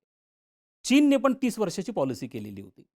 तर पहिल्यांदा भारतामध्ये एक 25 वर्षाचा व्यापक योजना आखली गेली. आपण आपल्या स्वातंत्र्याला 75 वर्ष पूर्ण केली. आपण आता स्वातंत्र्याच्या 100कडे जातोय. हा जो पुढचा 25 वर्षाचा टाईम आहे 2047 पर्यंतचा, हा आपल्यासाठी अमृतकाळ म्हणून आपण ओळखतो आणि 25 वर्षाचा एक प्लॅन आपण ड्रॉ केलाय. आणि त्यासाठी आपण सिस्टमॅटिकली जातो आहोत. आपल्यासमोर साऊथ कोरियाचं मॉडेल आहे, आपल्यासमोर चायनाचं मॉडेल आहे. साऊथ कोरियाचा जर जी-डी-पी आपण सगळा बघितला, तर साधारणतः त्या जी-डी-पीमध्ये सगळ्यात जास्त कॉन्ट्रिब्युशन हे उद्योग क्षेत्राचं आहे. भारतात जर आपण पाहिलं, तर आपल्याकडे सर्वात जास्त कॉन्ट्रिब्युशन आपल्या जी-डी-पीला सर्व्हिस सेक्टरचं आहे. आणि त्याच्या खालोखाल मग आपले उद्योग क्षेत्राचं आपण बघतो येतं आहे. परंतु हा प्रकार तुम्हाला दिसणार नाही. जर तुम्ही एकूणच युरोपचा इकॉनॉमिक इव्होल्यूशन म्हणजे आर्थिक उत्क्रांतीचा मार्ग पाहिला, तर युरोप पहिले शेतीप्रधान होता. हं, हं, हं. त्यानंतर तिथं औद्योगिक क्रांती झाली. तिथं उद्योगधंदे वाढले आणि मग त्याच्यानंतर वसाहतवाद वगैरे आला आणि मग नंतर 20व्या शतकामध्ये ते सगळे सर्व्हिस सेक्टरकडे वळले. भारताला स्वातंत्र्य मिळालं तेव्हा औद्योगिक उत्पादनाचा जो प्रकार आहे, तो काही पब्लिक सेक्टरमध्ये प्रयोग झाले. परंतु आपण डायरेक्ट सर्व्हिस सेक्टरकडे गेलो. 80s आणि 90sमध्ये सर्व्हिस सेक्टरची प्रचंड मोठी बूम झाली आणि आता आपण मेक इन इंडिया आत्मनिर्भर करतो आहोत. खरं तर भारताला स्वातंत्र्य मिळाल्यानंतरच मेक इन इंडिया पाहिजेल होतं. त्याच वेळेला आत्मनिर्भर पाहिजेल होतं. त्याच वेळेला स्टार्टअप पाहिजेल होतं. तर कदाचित तुम्ही हा जो आत्ता तुम्हाला रोजगाराचा प्रचंड गंभीर प्रश्न निर्माण होतोय, तो निर्माण झाला नसता. लक्षात ठेवा सर्व्हिस सेक्टरचं कॉन्ट्रिब्युशन जरी जास्त असलं, तरी सर्व्हिस सेक्टरमध्ये एम्प्लॉयमेंट जनरेशन पोटेन्शियल अत्यंत कमी आहे. पण सर्व्हिस सेक्टर एक तर ग्रामीण भागात जात नाही. त्यात इन्शुरन्स कंपन्या, हॉटेल्स, बँक मोठ्या-मोठ्या बँका येतात. त्यांना हायली स्किल्ड मॅनपॉवर लागतं. त्यामुळे त्यांच्यामध्ये एम्प्लॉयमेंट जनरेशन पोटेन्शियल 2 ते 3% आहे. मग एम्प्लॉयमेंट जनरेशन कुठे होणार? ती फक्त उद्योग क्षेत्रामध्ये होऊ शकते. त्याचं जरी जी-डी-पीला कॉन्ट्रिब्युशन 24-25% असले, तरी त्यांच्यामध्ये एम्प्लॉयमेंट जनरेशन पोटेन्शियल 50%पेक्षा जास्त आहे. पण ती स्टेप आपण कुठेतरी मिस केली. आणि ती स्टेप मिस केल्यामुळे आता आपण भारताला प्रॉडक्ट नेशन बनवण्याचा प्रयत्न करतोय. आणि त्यासाठी जे 3 टप्पे आपण आखलेले आहेत, त्यामधला पहिला टप्पा इन्फ्रास्ट्रक्चर डेव्हलपमेंट. म्हणजे रोड कनेक्टिव्हिटी चांगली पाहिजेल आहे, रेल कनेक्टिव्हिटी चांगली पाहिजेल आहे, एअर कनेक्टिव्हिटी चांगली पाहिजेल आहे आणि म्हणून भारताने $1 ट्रिलियन हे इन्फ्रास्ट्रक्चर डेव्हलपमेंटवरती खर्च केले. आणि मला आज सगळीकडे इन्फ्रास्ट्रक्चर डेव्हलपमेंट चांगलं दिसत असेल. दुसरा त्याच्यातला पार्ट आहे एफ-डी-आय, फॉरेन डायरेक्ट इन्व्हेस्टमेंट. ती तुमच्याकडे आली पाहिजेल आहे कारण याच्यासाठी पैसा आणणार कुठनं तुम्ही? आणि मग त्या दृष्टिकोनातून मोदींच्या फॉरेन ट्रिप ज्या आहेत, त्या कोरिओग्राफ्ड किंवा डिझाइन केल्या गेलेल्या होत्या. आणि तिसरा जो मुद्दा आहे, की तुम्हाला उद्योगधंदे जर वाढवायचे असतील, तर तुम्हाला स्किल्ड मॅनपॉवर लागेल. हे स्किल्ड मॅनपॉवर कोणी करायचं? शिक्षण क्षेत्राने करायचं. आणि म्हणून नॅशनल एज्युकेशन पॉलिसी 2020 आणली गेली, ज्यामध्ये स्किलवरती भर आहे. त्यामुळे आपण प्रयत्न उत्तम करतो आहोत. पण अशा प्रकारचे अडथळे आल्यामुळे आपल्याला ह्या सगळ्या अडचणींचा सामना करावा लागतो. म्हणजे न्यू एज्युकेशन पॉलिसी यासोबतच मेक इन इंडिया आणि जी स्टेप मिस झाली त्याच्यावरती वर्कआउट केल्यानंतर जॉबलेस ग्रोथवरती उपाय सापडेल? म्हणजे आत्ता नाही, लगेच नाही, नियर फ्युचरमध्ये नाही, पण हा तुम्हाला निश्चित सापडेल. याचं कारण तुम्ही बघितलं तर आपण 1986 पासून एका विशिष्ट एज्युकेशन पॅटर्नला फॉलो करत होतो. तो एज्युकेशन पॅटर्न काय होता, की जो जास्तीत जास्त थेरॉटिकलमध्ये होता. अगदी उदाहरण तुम्हाला बी-एचं आपलं द्यायचं झालं. आपले अनेक विद्यार्थी तुमचे आता हा ऑडियन्स असेल आणि आपले अनेक बी-एचे विद्यार्थी जे सिव्हिल सर्व्हिसेसची तयारी बी-ए, बी-कॉम, बी-एससीची. आता तुम्ही बघा बी-ए, बी-कॉम, बी-एससी झाल्यानंतर तुमच्याकडे खरं म्हणाल तर आमच्या मुलांपुढे फक्त 2च ऑप्शन्स आहेत. एक तर स्पर्धा परीक्षांची तयारी करा, नाहीतर दुसरं प्राध्यापक व्हा. याच्याशिवाय तिसरा पर्याय तुम्ही मला सांगा. कारण आम्ही ज्या पद्धतीचं शिक्षण त्यांना ग्रॅज्युएशनमध्ये देत होतो ना, ते केवळ ह्या 2 शिवाय दुसरा तिसरा पर्याय त्यांच्यापुढे नव्हता. कारण त्यांच्याकडे कोणत्या प्रकारचे कौशल्य नव्हते. आता राज्यशास्त्र विषय घ्या, जो माझा विषय आहे. ज्यामध्ये मी अनेक प्राचीन मध्ययुगीन फिलॉसॉफरचा अभ्यास करतो. मी प्लेटो, अरिस्टॉटलपासून सगळ्यांचा मी अभ्यास करतो आणि मी मार्केटमध्ये जातो. तेव्हा मला मार्केटनी विचारलं जातं, की तुमच्याकडे कोणते सॉफ्ट स्किल आहेत, कोणते प्रोफेशनल स्किल आहेत. पण मला तर माहिती की माझ्याकडे हे सगळं बॅकग्राऊंड आहे सोशल सायन्सेसचं आणि माझ्याकडे हे प्रोफेशनल स्किल नाही आहे.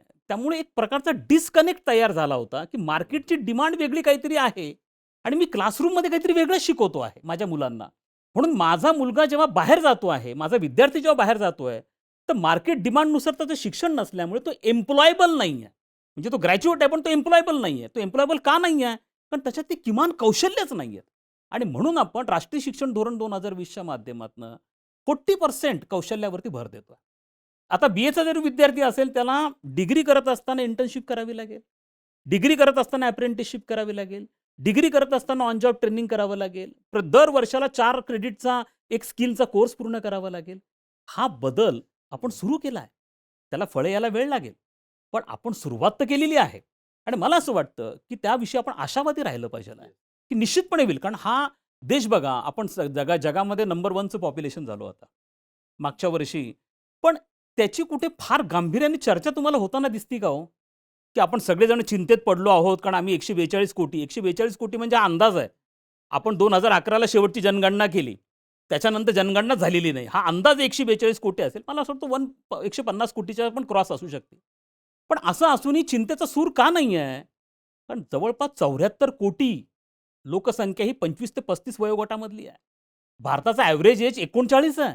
म्हणून आपली सगळ्यात मोठी स्ट्रेंथ आपली यंग मॅन पॉवर आहे आणि 21सावं शतक संपत नाही, तोपर्यंत हा डेमोग्राफिक डिव्हिडंड आपल्या फेवरमध्ये आहे. आणि त्यामुळे लक्षात घ्या, की आपल्याला चिंता करण्याची गरज नाहीये. फक्त शिक्षणामधले रिफॉर्म जर आपण केले ना, तर निश्चितपणे ह्याच ॲसेटवरती भारत विकासाची उद्दिष्ट अचीव्ह करू शकतो. अ, उत्तरामध्ये सर एका ठिकाणी तुम्ही मागच्या प्रश्नाच्या उत्तरामध्ये असं म्हणलात, की पंतप्रधान नरेंद्र मोदी यांचे दौरे आपण कोरिओग्राफ केले होते. म्हणजे म्हणजे प्रॉपर आपण त्याच्यासाठी मेहनत घेतलेली होती आणि त्याच्यातून साध्य काय करायचं आहे हे आपलं ठरलेलं होतं. मग तशाच पद्धतीने हाउडी मोदी म्हणून पण अमेरिकेला एक आपला प्रोग्राम झालेला होता. प्रोग्राम किंवा फार महत्त्वाचा तो असा एक विषय होता अमेरिकेबरोबर संबंध सुधारण्याच्या दृष्टीने. ट्रम्प यांचा पहिला कार्यकाळ आणि त्यावेळेसचे अमेरिकेचे आणि भारताचे संबंध म्हणजे ते अगदी पीक लेव्हलवरती होते. म्हणजे अजूनही ते पीक लेव्हलवरती आहेत असं दिसतंय. पण तरीसुद्धा ट्रम्प हे त्यांच्या दुसऱ्या कार्यकाळामध्ये थोडेसे क्रिटिकल स्टेटमेंट करताना आपल्याला दिसतायत. म्हणजे ते वाचळवीर आहेत असं म्हटलं जातं त्यांच्याविषयी. फॉरेन मीडिया त्यांना तशाच पद्धतीने बघतो. अजून एक असं बोललं जातंय, की ट्रम्प हे जे काही बोलतायत ते त्यांनी 5 मिनिटापूर्वी ऐकलेलं असतं किंवा त्यांनी 5 मिनिटापूर्वी विचार केलेला असतो आणि ते बोलून मोकळे होतात. पण त्याचे परिणाम फार मोठ्या प्रमाणामध्ये होताना दिसतायत भारतावरती. चीनवरती होतायत, नाही होतायत ते चीन बघेल. पण भारतावरती मोठ्या प्रमाणात ह्याचे परिणाम होताना दिसतायत. मगाशी तुम्ही तेही म्हणलात, की Appleला त्याने सांगितलं, की इथं आता तुम्ही भारतात नका करू, तर अमेरिकेमध्ये हे सगळं प्रोडक्शन करा. मग अमेरिकेवरती भरोसा ठेवण्यासारखी परिस्थिती आहे का खरोखर? म्हणजे आपण प्रयत्नपूर्वक त्यांच्यासोबतचे संबंध हे वाढवत नेलेले आहेत. जर का आपण पाकिस्तान बघितला, इकडचा चीन बघितला, त्रासदायक शेजार असताना, जवळचा शेजारी कुणी आपल्याला साथ देत नसताना आपण अमेरिकेसारखा लांबचा दोस्त निवडलाय. रशिया पण तसा लांबचा दोस्त आहे. मग हे त्याच्यावरती विश्वास कितपत ठेवावा ह्या सगळ्या जर्नीमध्ये आपल्या? मला असं वाटतं, की आपण अमेरिका आणि ट्रम्प असं वेगवेगळं करावं. कारण ट्रम्प म्हणजे अमेरिका नाही. तो 4 वर्षासाठी प्रेसिडेंट आहे. हं, हं. त्याच्यानंतर नवीन प्रेसिडेंट येईल. परत धोरणं बदलतील. अमेरिकेमध्ये देखील डोनाल्ड ट्रम्पवरती नियंत्रण ठेवणारे फार मोठे त्यांचे एलिमेंट्स आहेत. त्यांच्याकडे फेडरल कोर्ट फार स्ट्राँग आहे. हं, हं. आता त्यांच्याकडे मध्यावधी निवडणूक आहेत. जून-जुलै महिन्यामध्ये. त्यामुळे पुन्हा एकदा डेमोक्रॅटिक पार्टी तिथं त्यांना चॅलेंज मोठ्या प्रमाणात करू शकते. त्यामुळे डोनाल्ड ट्रम्प हे त्यांच्या स्वभावाप्रमाणे वागतात. त्यांना सातत्याने चर्चेत राहण्याची सवय आहे. सातत्याने. आज बघा बोलबिडूच्या व्यासपीठावरती आपण डोनाल्ड ट्रम्पची चर्चा करतोय. होय. म्हणजे तुम्ही एक पद्धतीने मान्य त्यांचा तो उद्देशच डोनाल्ड ट्रम्पचा उद्देशच तो आहे, की माझी चर्चा सगळीकडे व्हावी. ओके. त्या दृष्टिकोनातनं हा व्यक्ती स्टेटमेंट करतो. पण लगेच तो घुमजाव पण करतो. म्हणजे तो कोणत्या स्टेटमेंटवरती फर्म राहत नाही. आणि हे बाब लक्षात घेणं गरजेचं आहे, की जितकी मी फार अत्यंत जबाबदार वक्तव्य करतोय. आजच्या घडीला जितकी भारताला अमेरिकेची गरज आहे, त्याच्या दुप्पट अमेरिकेला भारताची गरज आहे. अहो, संपूर्ण आशिया खंडामध्ये चीनला चॅलेंज करू शकेल असा एक देश तर मला दाखवा तुम्ही, की जो चीनच्या डोळ्यात डोळे घालू शकेल, तो एकमेव भारत आहे. संपूर्ण आशिया खंडात अमेरिकेचं कोणतेही धोरण यशस्वी बनू शकत नाही, जोपर्यंत भारत त्यांच्याबरोबर नाहीये. त्यामुळे गेल्या 2 दशकांपासून अमेरिकेचं अधिकृत धोरण आहे, फॉरेन आणि डिफेन्स पॉलिसी आहे, की भारताला चीनचा काउंटरवेट म्हणून विकसित करायचं. आणि भारताला त्यांनी अनेक गोष्टी म्हणजे ज्याच्यासाठी काँग्रेसच्या ऑथरायझेशनची गरज नाही, एवढ्या टेक्नॉलॉजी शेअर करण्यापासनं तर अगदी प्रेडेटर ड्रोन तुमच्यापर्यंत देण्यापर्यंत, ह्या सगळ्याच गोष्टी म्हणजे जेट इंजिनचं प्रोडक्शन आपल्याकडे व्हायला सुरुवात केली. त्यामुळे डोनाल्ड ट्रम्पच्या 1 आणि 2 स्टेटमेंटवरनं भारत-अमेरिका संबंधांवरती परिणाम होईल असं नाहीये. दुसरा महत्त्वाचा मुद्दा आपल्याला एक लक्षात ठेवणं गरजेचं आहे, की आपण आता एक अत्यंत महत्त्वाच्या सध्या जर तुम्ही त्याला आम्ही म्हणू, की आपण सध्या पोस्ट अमेरिकन फेजमध्ये आहोत. हं, हं, हं. अमेरिकेची मक्तेदारी, अमेरिकेचा प्रभाव, अमेरिका ग्लोबल पोलिसमॅन हे दिवस गेले. हा इतिहास आहे. दुसऱ्या महायुद्धानंतर अमेरिका एक प्रभावी शक्ती म्हणून पुढे आला. ज्याला सोल सुपर पॉवर म्हणायचंय. सगळीकडे ते नाक खुपसायचे. सगळीकडे नाक खुपसायचंय. पण आताचा अमेरिका तो अमेरिका नाही राहिलेला आहे. हा अमेरिका बदललेला आहे. हा अमेरिका आत्मकेंद्रीय अमेरिका आहे. याला विथड्रॉ करायचं सगळ्यांमधनं. आणि त्यामुळे ठिकठिकाणी तुम्हाला चायना एंटर करताना दिसू लागलेला आहे. हा म्हणतो आम्हाला नॅटो नकोय. हा म्हणतो ट्रान्स पॅसिफिक आम्हाला नकोय. आता तुम्ही डोनाल्ड ट्रम्पच्या बाबतीमध्ये बघा, त्यांचे किती घुमजाव होऊ लागले. त्यांनी सांगितलं, की मी 24 तासामध्ये रशिया-युक्रेनचा संघर्ष सोडवेल. झालेलं नाही. मी 24 तासामध्ये इस्रायल-हमासचा संघर्ष सोडवेल. झालेला नाहीये. त्यामुळे त्यांना असं वाटतंय, की कुठेतरी एक फेस सेव्हिंग करावं म्हणून भारत-पाकिस्तान संघर्ष सोडवला. त्यातही ते म्हणतात मी मध्यस्थी केलेली नव्हती. त्यामुळे मला असं वाटतं, की त्याला फारसं गांभीर्याने बघण्याची गरज नाहीये. मात्र एक लक्षात घ्या, की ह्या पोस्ट अमेरिकन वर्ल्डमध्ये ज्यावेळेला आंतरराष्ट्रीय संस्था ह्या कमकुवत बनलेल्या आहेत. युनायटेड नेशन सगळ्यात कमकुवत संघटना बनलेली आहे. अशा प्रसंगी राष्ट्र हे सर्व काही बनलेले आहेत. अशा प्रसंगी भारताला आपल्या संरक्षण सज्जतेवरती आणि आपल्या बलबुथ्यावरती मोठं होण्याची गरज आहे. हा काळ कोणता आहे सांगू तुम्हाला मी? पहिलं महायुद्ध आणि दुसरं महायुद्ध. हं, हं, हं. ज्या दरम्यानचा एक काळ होता. ज्या काळामध्ये आंतरराष्ट्रीय संस्था प्रभावी नव्हत्या. म्हणजे राष्ट्रसंघ होता पण तो प्रभावी नव्हता. जो राष्ट्र वाटेल, मनाला वाटेल तसं करायचं आणि त्यातनं हिटलर तयार झाला. त्यातनं मुसोलिनी तयार झाला. अशाच प्रकारची परिस्थिती आता आहे. एखाद्या राष्ट्राला वाटलं छोट्या राष्ट्रावरती मला आक्रमण करायचं, रशियाला वाटलं युक्रेनवरती आक्रमण झालं. उद्या चीनला वाटलं तैवानवरती आक्रमण करतील. कोण मदतीला तैवानच्या येणार आहे? कोण मदतीला युक्रेनच्या येणार आहे? अमेरिका डायरेक्टली उतरलेली नाही युक्रेनच्या मदतीसाठी. अप्रत्यक्षपणे तुम्हाला आर्म्स देऊ लागले, पैसा देत आहेत, पण प्रत्यक्ष मदत करत नाहीयेत. त्यामुळे भारताने अजिबात अपेक्षा ठेवायला नको, की अमेरिका आमच्या पाठीशी उभा राहील, अमेरिका आमच्या रिस्क्यूला येईल. नाही. अमेरिका बदललेला आहे. आता कोणताच देश कोणाच्या मदतीला जायला तयार नाही आहे. सगळे आत्मकेंद्री बनलेले आहेत. जो तो फक्त आपले इंटरेस्ट बघतोय. ज्याला त्याला आपला विकास पाहिजेला आहे. त्यामुळे आपण इतरांवरती निर्भर राहता कामा नये. त्यामुळे जे म्हटलं जातं ना आता, की ह्या युद्धामध्ये पहलगामच्या नंतर ऑपरेशन सिंदूरमध्ये काही राष्ट्र आपल्या पाठीशी उभे नाही राहिले वगैरे. तर यामध्ये हा ट्रेंड जगभरामध्ये आहे. कोणीही कोणाच्या पाठीशी उभं राहणार नाही. कोणी डायरेक्टली इन्व्हॉल्व होणार नाही आहे. कारण कोरोना नंतरच्या फेजमध्ये प्रचंड इंडस्ट्रियल प्रॉडक्ट घटलेला आहे. अर्थव्यवस्था कोलमडलेल्या आहेत. कोणालाही संघर्ष नको आहेत. रशिया युक्रेनमध्ये केवढी प्रचंड किंमत जगाला मोजावी लागलेली आहे. त्यामुळे भविष्यामध्ये देखील भारताने ही अपेक्षा करणं, की अमेरिका आमच्या मदतीला येईल नाही. आपण आपली संरक्षण सज्जता वाढवली पाहिजेल आहे. त्या सगळ्यांना टॅकल करण्याचं व्यवस्थापन आपण केलं पाहिजेल आहे. आपण आपले डेटरन्सचे साधनं वाढवले पाहिजेल आहेत आणि मला असं वाटतं, की केवळ आपणच ह्या गोष्टी केल्या पाहिजेल आहेत, कोणाच्याही मदतीची अपेक्षा न करता. सर, अमेरिका बदलतोय म्हणजे बदललाय. बदलतोय किंवा बदललाय असं आपण म्हणूयात त्यांना. ती फेज आहे आता त्यांच्या ह्याच्यातली एक. भारताच्या बाजूने कोणताही देश उभा राहिला नाही, ही म्हणजे दिसतंय. तसं परसेप्शन बिल्ड होताना दिसतंय, तसं नॅरेटिव्ह सेट होताना दिसतंय. पण ॲट लीस्ट पाकिस्तानकडे अझरबैजान घ्या किंवा तुर्की घ्या, यांनी म्हटलं तरी की बाबा आम्ही तुमच्यासोबत आहोत. चीन पण नंतर म्हणलं की आम्ही तडजोड नाही करणार. ऑल वेदर फ्रेंड हे ते जाहीरपणे बोलताना दिसतायत. मग भारताची ग्रोथ स्टोरी जी आहे ही सगळ्या जगासाठी महत्त्वाची आहे. भारतामध्ये सगळ्यांना इंटरेस्ट आहे. मार्केट मोठं आहे. चीनला सॉरी अमेरिकेला भारताशिवाय पर्याय नाहीये, हेही सत्य आहे. मग तरीसुद्धा म्हणायला पाहिजे होतं ना कुठेतरी जाऊन, की आहे आम्ही म्हणून. का म्हणणार नाहीये आता ह्या जगामध्ये कोणी म्हणणार नाही ते. मला असं वाटत नाहीये की जग त्या मनस्थितीमध्ये आहे आणि आम्ही कोणत्या संघात स्वतंत्र उघडपणे येऊ, तुमच्या पाठीशी उभे राहू, तुम्ही करा, असं भारताच्या बाबतीतच नाही. जगामध्ये तुम्हाला कुठेही दिसणार नाही. आता 2 मुद्दे आहेत. याच्यामध्ये एक तर उघडपणे समर्थन देणं आणि दुसरं म्हणजे शांत राहणं. शांत राहणं याचा अर्थ ते भारताच्या विरोधात नाही आहेत असं नाही आहे. त्यांनी सगळ्यांनी दहशतवादाचा निषेधच केलेला आहे. पहलगाम दहशतवादी हल्ल्याचा निषेधच केला आहे. आंतरराष्ट्रीय समुदायामध्ये किती देश आहेत? आंतरराष्ट्रीय समुदायामध्ये 193 देश आहेत. या 193 देशांपैकी 3 देश उघडपणे पाकिस्तानच्या बरोबर आले. त्यांनी भारतावरती टीका केली. एक आहे चायना, दुसरा आहे तुर्कस्तान आणि तिसरा अझरबैजान. ओके.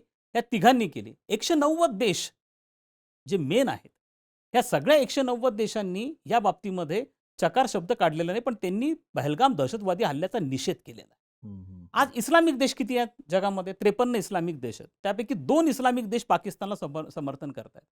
51 इस्लामिक देश पाकिस्तानच्या बाजूने नाही आहेत. हे तुम्ही का विसरता आहात? दुसरा मुद्दा असा आहे, की ज्या 3 देशांनी पाकिस्तानला समर्थन दिलंय, त्यांना पाकिस्तानचा पुळका काही विचारसरणीच्या आधारावरती नाही आहे. हं, हं. त्यांचे इंटरेस्ट इन्व्हॉल्व्ड आहेत. चायनाला काय इंटरेस्ट आहे?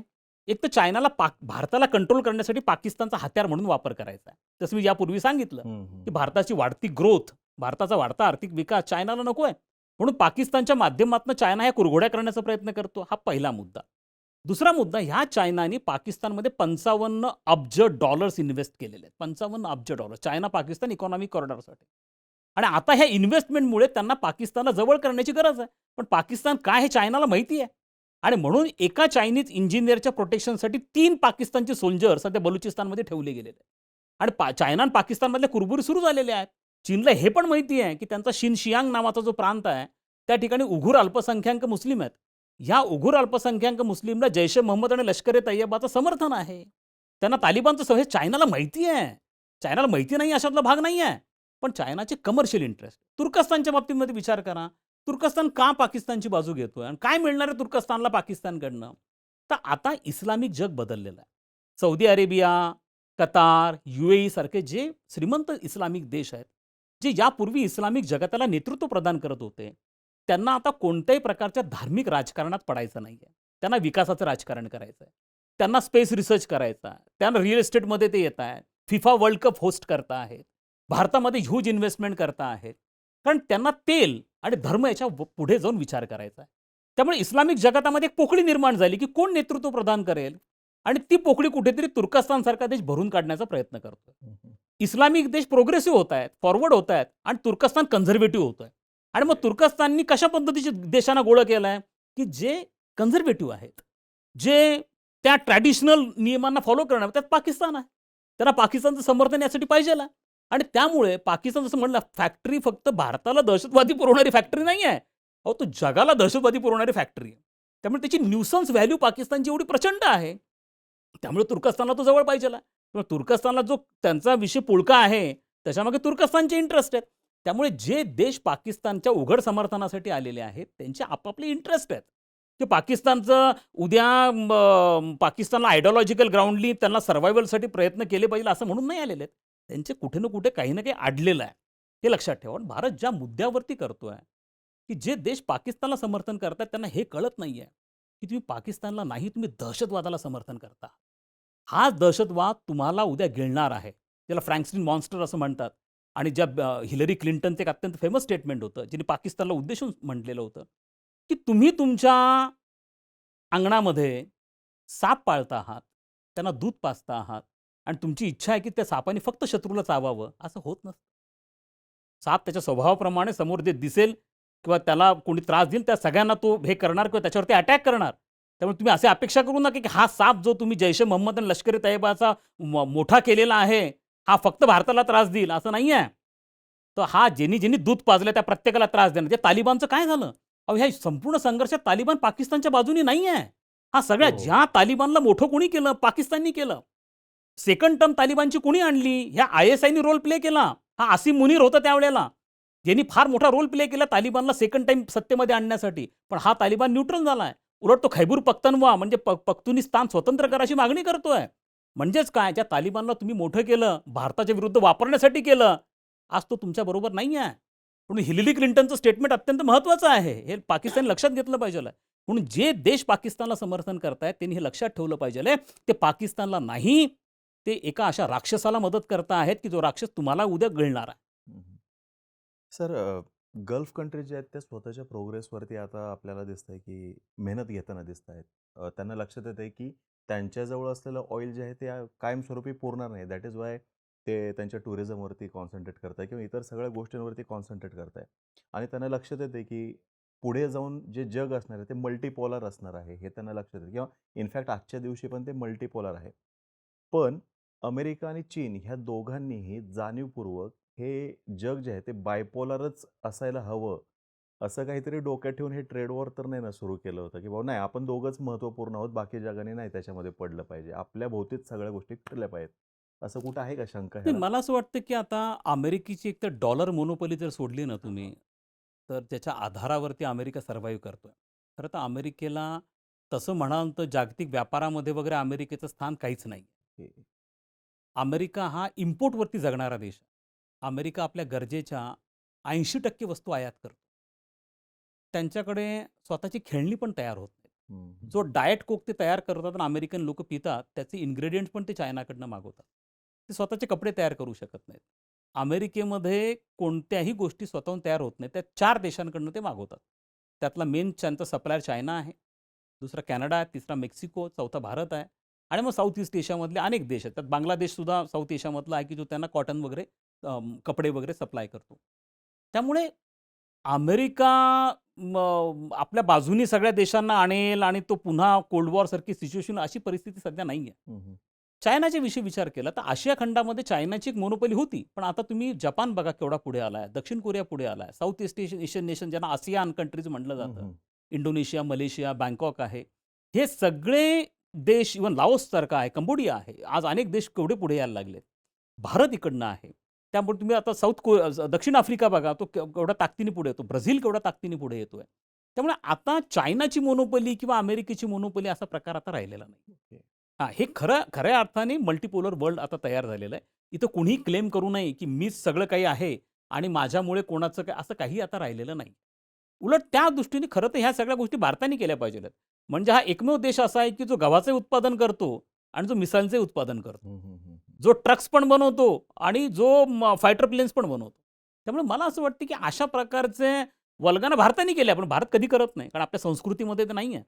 पण मला असं वाटतं, की तुम्ही जसं म्हणतात, की भविष्यामध्ये असं होईल असं मला वाटत नाही. हे मल्टीपोलर वर्ल्डच राहील आणि हे अकोमोडेशन जर त्यांनी केलं नाही, म्हणजे अमेरिका आणि चायनाने आपल्या पॉलिसीज बदलल्या नाही आणि अकोमोडेटिव्ह राहिले नाहीत, त्यांना त्याचा त्रास होणार आहे. सर, अमेरिकेची अर्थव्यवस्था किंवा त्यांची इथं ज्या काही वस्तू लागतात त्या जर का 80% आयात होत आहेत आणि त्याच्यामध्ये जर का 80%मध्ये परत जर का बघायला गेलो तर कदाचित 80% वाटा हा चीनमधून होणाऱ्या निर्यातीचाच असेल त्याच्यामध्ये. मग तरीसुद्धा हे ट्रेड वॉर त्यांनी का केलं असेल, म्हणजे का खेळलं असेल? ह्याने तिकडून वाढवलं, लगेच ह्याने इकडून वाढवलं.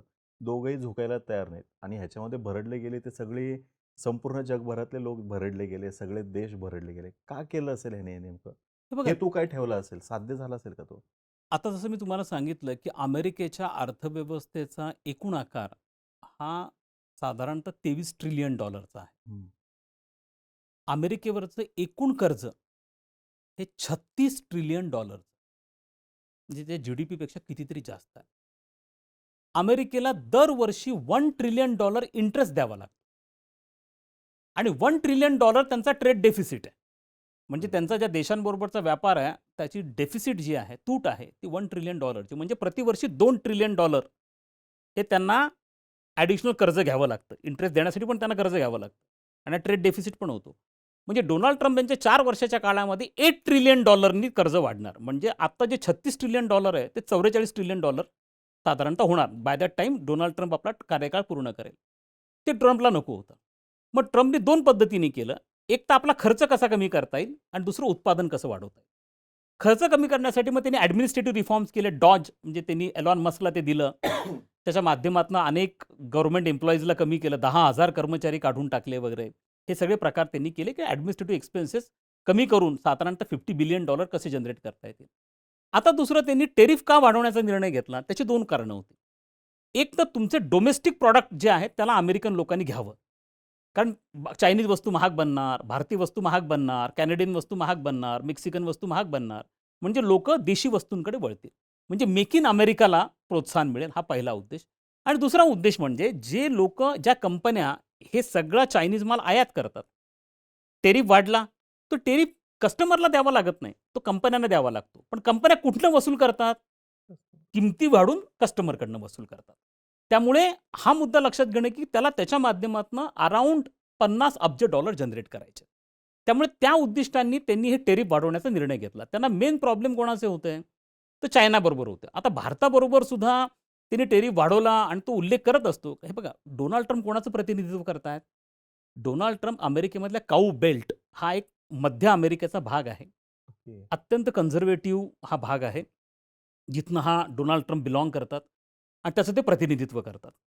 हा साधारणतः अमेरिकेची मोनोपोली जागतिक राजकारणात राहिली पाहिजेल आहे. अमेरिका ग्रेट, सगळ्यांनी अमेरिकेच्या पुढे-पुढे केलं पाहिजेल आहे आणि इतरांना तुच्छ लेखणं वगैरे अशा स्वरूपाच्या एक वसाहतवादी मानसिकतेमधला हा बेल्ट आहे. त्याचं प्रतिनिधित्व डोनाल्ड ट्रम्प हे प्रामुख्याने करताना दिसतात. आता याच्यामध्ये आपल्याला एक लक्षात ठेवणं गरजेचं आहे, की तुम्ही जर भारताविषयी आपण बघितलं, की त्यामुळे अनेक अशा त्या काळात बातम्या आल्या, की याचे फार गंभीर परिणाम भारतावरती होतील टेरिफ वाढवल्याचे आणि भारतामध्ये प्रचंड बेरोजगारी होईल वगैरे. हो, याचा परिणाम फक्त चायनावरती होईल. कारण अमेरिका आणि चायनाचा ट्रेड किती आहे? $700 अब्ज ट्रेड आहे. ट्रेड डेफिसिट किती आहे? $400 बिलियन ट्रेड डेफिसिट आहे. भारत आणि अमेरिकेचा व्यापारच किती आहे? भारत आणि अमेरिकेचा व्यापार जेमतेम 130 अब्जचा व्यापार आहे. त्यामध्ये भारत किती निर्यात करतो आणि किती आयात करतो? भारत साधारणतः 60 अब्जच्या गोष्टी अमेरिकेला निर्यात करतो. त्यामध्ये गुड्स आणि सर्व्हिसेस दोन्ही पण येतात. आणि सर्व्हिसेस 60% आहेत. म्हणजे गुड्स आपले हार्डली 25 ते 30 अब्जचे गुड्स त्यांना एक्सपोर्ट होत असतील. त्यामधले 3 सेक्टर्स महत्त्वाचे आहेत. त्यातलं जेम्स आणि ज्वेलरी नंबर 1ला आपला येऊ शकतो. सेकंडला ऑटो पार्ट्स येतात आणि थर्डला फार्मास्युटिकल येऊ शकतं. नंतर मग ॲग्रिकल्चर प्रॉडक्ट आपण प्रॉन्स वगैरे त्यांना निर्यात करतो. आता जर हे सोडलं तर 25 बिलियन भारताचा जगाशी व्यापार किती आहे? जगाशी व्यापार आहे साधारणतः आपण म्हणू निर्यात आमची आहे 900 अब्जची. त्यापैकी अमेरिकेची 25-30 अब्जची निर्यात. आपली इम्पोर्ट किती आहे आपला सगळा? इम्पोर्ट आमचा सगळा मिळून आहे 737 अब्ज 2024 मध्ये. त्यापैकी अमेरिकेकडनं आपण किती इम्पोर्ट करतो? 20-25 बिलियनचं पण इम्पोर्ट करत नाही. अहो, याच्यातनं कुठे भारतामध्ये प्रचंड बेरोजगारी येणार आहे, त्रास होणार आहे? आपल्या दृष्टीने जर विचार केला तर तो 0.06% एवढा फक्त ट्रेड आपण अमेरिकेबरोबर करतो. Hardly make any difference. आणि त्यात अमेरिकेला आपली जास्त गरज आहे.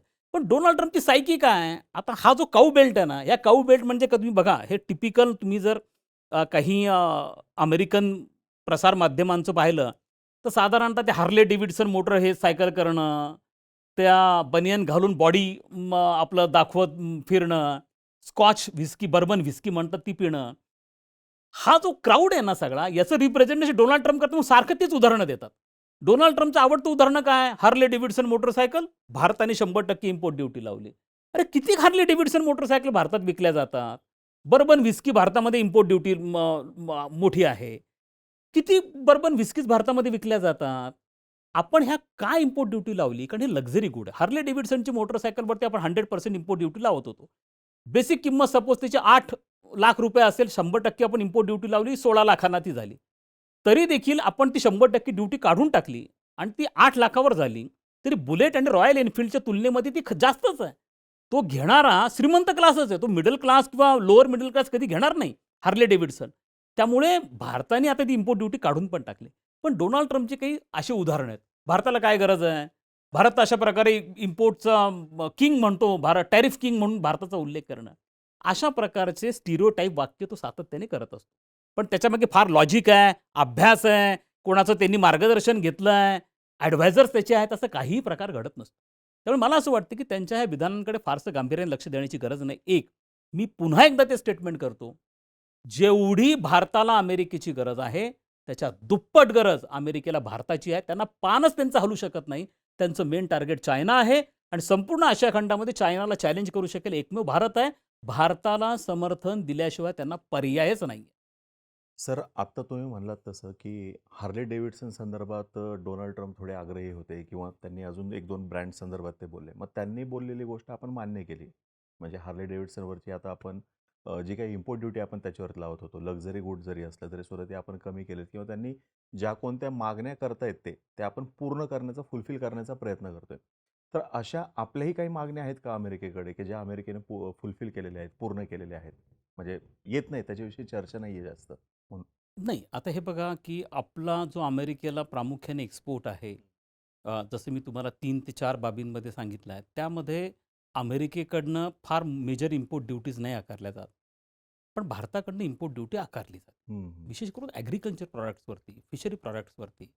एक उदाहरण मी तुम्हाला देतो, की आता आपल्याकडे जिम इंडस्ट्री भारतामध्ये खूप मोठी आहे. हं, हं.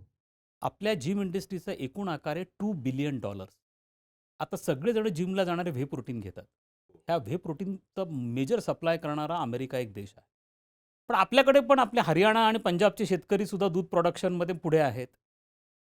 ते पण आता व्हे प्रोटीनच्या आपल्याकडे सुद्धा फॅक्टरीज निघालेल्या आहेत. त्यामुळे जर आपलं प्रॉडक्ट म्हणजे अमेरिकेचं व्हे प्रोटीन जर भारतामध्ये इंडियन प्रॉडक्टसारखंच किंवा इंडियन व्हे प्रोटीनच्या दरातच मिळायला लागलं, तर कुणी पण अमेरिकन प्रॉडक्ट प्रेफर करेल. म्हणून आपण दुधाच्या भुकटीवरती 2019 मध्ये इम्पोर्ट ड्युटी ड्रास्टिकली वाढवली. दुसरा मुद्दा असा असतो, की ह्या इम्पोर्ट ड्युटीज का वाढवल्या जातात? तर आपल्या डोमेस्टिक इंडस्ट्रीला प्रोटेक्शन देणं हे त्याच्यामागचं मुख्य उद्देश आहे. पण एक बाब भारताने पण लक्षात घेणं अत्यंत गरजेचं आहे, की तुम्ही किती काळ आंतरराष्ट्रीय स्पर्धेपासून तुमच्या स्थानिक उद्योगांना प्रोटेक्शन देत राहणार? किती काळ तुम्ही यांना सातत्याने सबसिडीज देत राहणार? जेव्हा तुम्ही अपेक्षा करता, की इतर देशांमध्ये तुमचा माल विकला गेला पाहिजेल आहे, इतर देशांनी तुमच्या मालावरती टेरिफ नाही लावला पाहिजेल आहे, पण तुम्ही मात्र टेरिफ लावून तुमचा डोमेस्टिक प्रॉडक्टला प्रोटेक्ट करता आहात. तर भारताला काय झालं 1991 नंतर आपल्याकडे अनेक सेक्टर्समध्ये रिफॉर्म झाले. पण भारतामध्ये ट्रेडमध्ये रिफॉर्म नाही झाला. भारतामध्ये व्यापारामध्ये रिफॉर्म्स नाही झाले. आता रिफॉर्म करण्याची वेळ आली. त्यामुळे आता आपण अमेरिकेबरोबर एक मिनी ट्रेड डील करण्याच्या प्रयत्नात आहोत. ज्याच्या माध्यमातून ऑलरेडी हार्ले डेव्हिडसनवरची इम्पोर्ट ड्युटी आपण कमी केली, बर्बन व्हिस्कीजवरची इम्पोर्ट ड्युटी कमी केली, 21 प्रॉडक्टवरची इम्पोर्ट ड्युटी आपण कमी केली.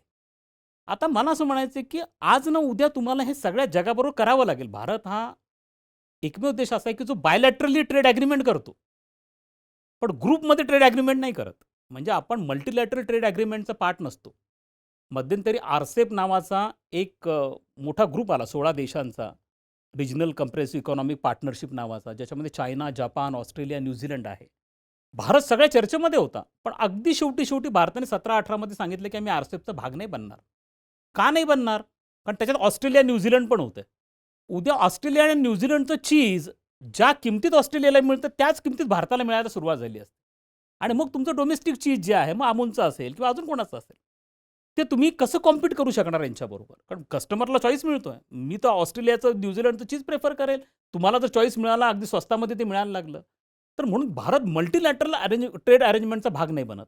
भारत बायलॅटरली ट्रेड करतो. आता आपण UK बरोबर फ्री ट्रेड ॲग्रीमेंट केला. ओके, आता UKच्या पण स्कॉच, व्हिस्कीज वगैरे भारतामध्ये स्वस्त व्हायला लागतील. अनेक प्रॉडक्ट स्वस्त व्हायला लागतील. मुद्दा तुम्हाला याच्यामध्ये आहे, की ट्रेड रिफॉर्म्स करण्याची वेळ आलेली आहे. कारण तुम्हाला जेव्हा एक्सपोर्ट वाढवायचा आहे, तर त्या एक्सपोर्टला लागणारं रॉ मटेरियल तुम्हाला इम्पोर्ट करावं लागतं.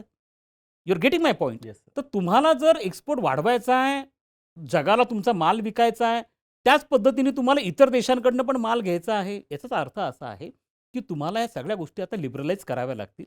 हा सगळ्यात महत्त्वाचा मुद्दा. दुसरा मुद्दा आपला असा आहे, की अमेरिकेकडनं आपल्याला काय मिळालं?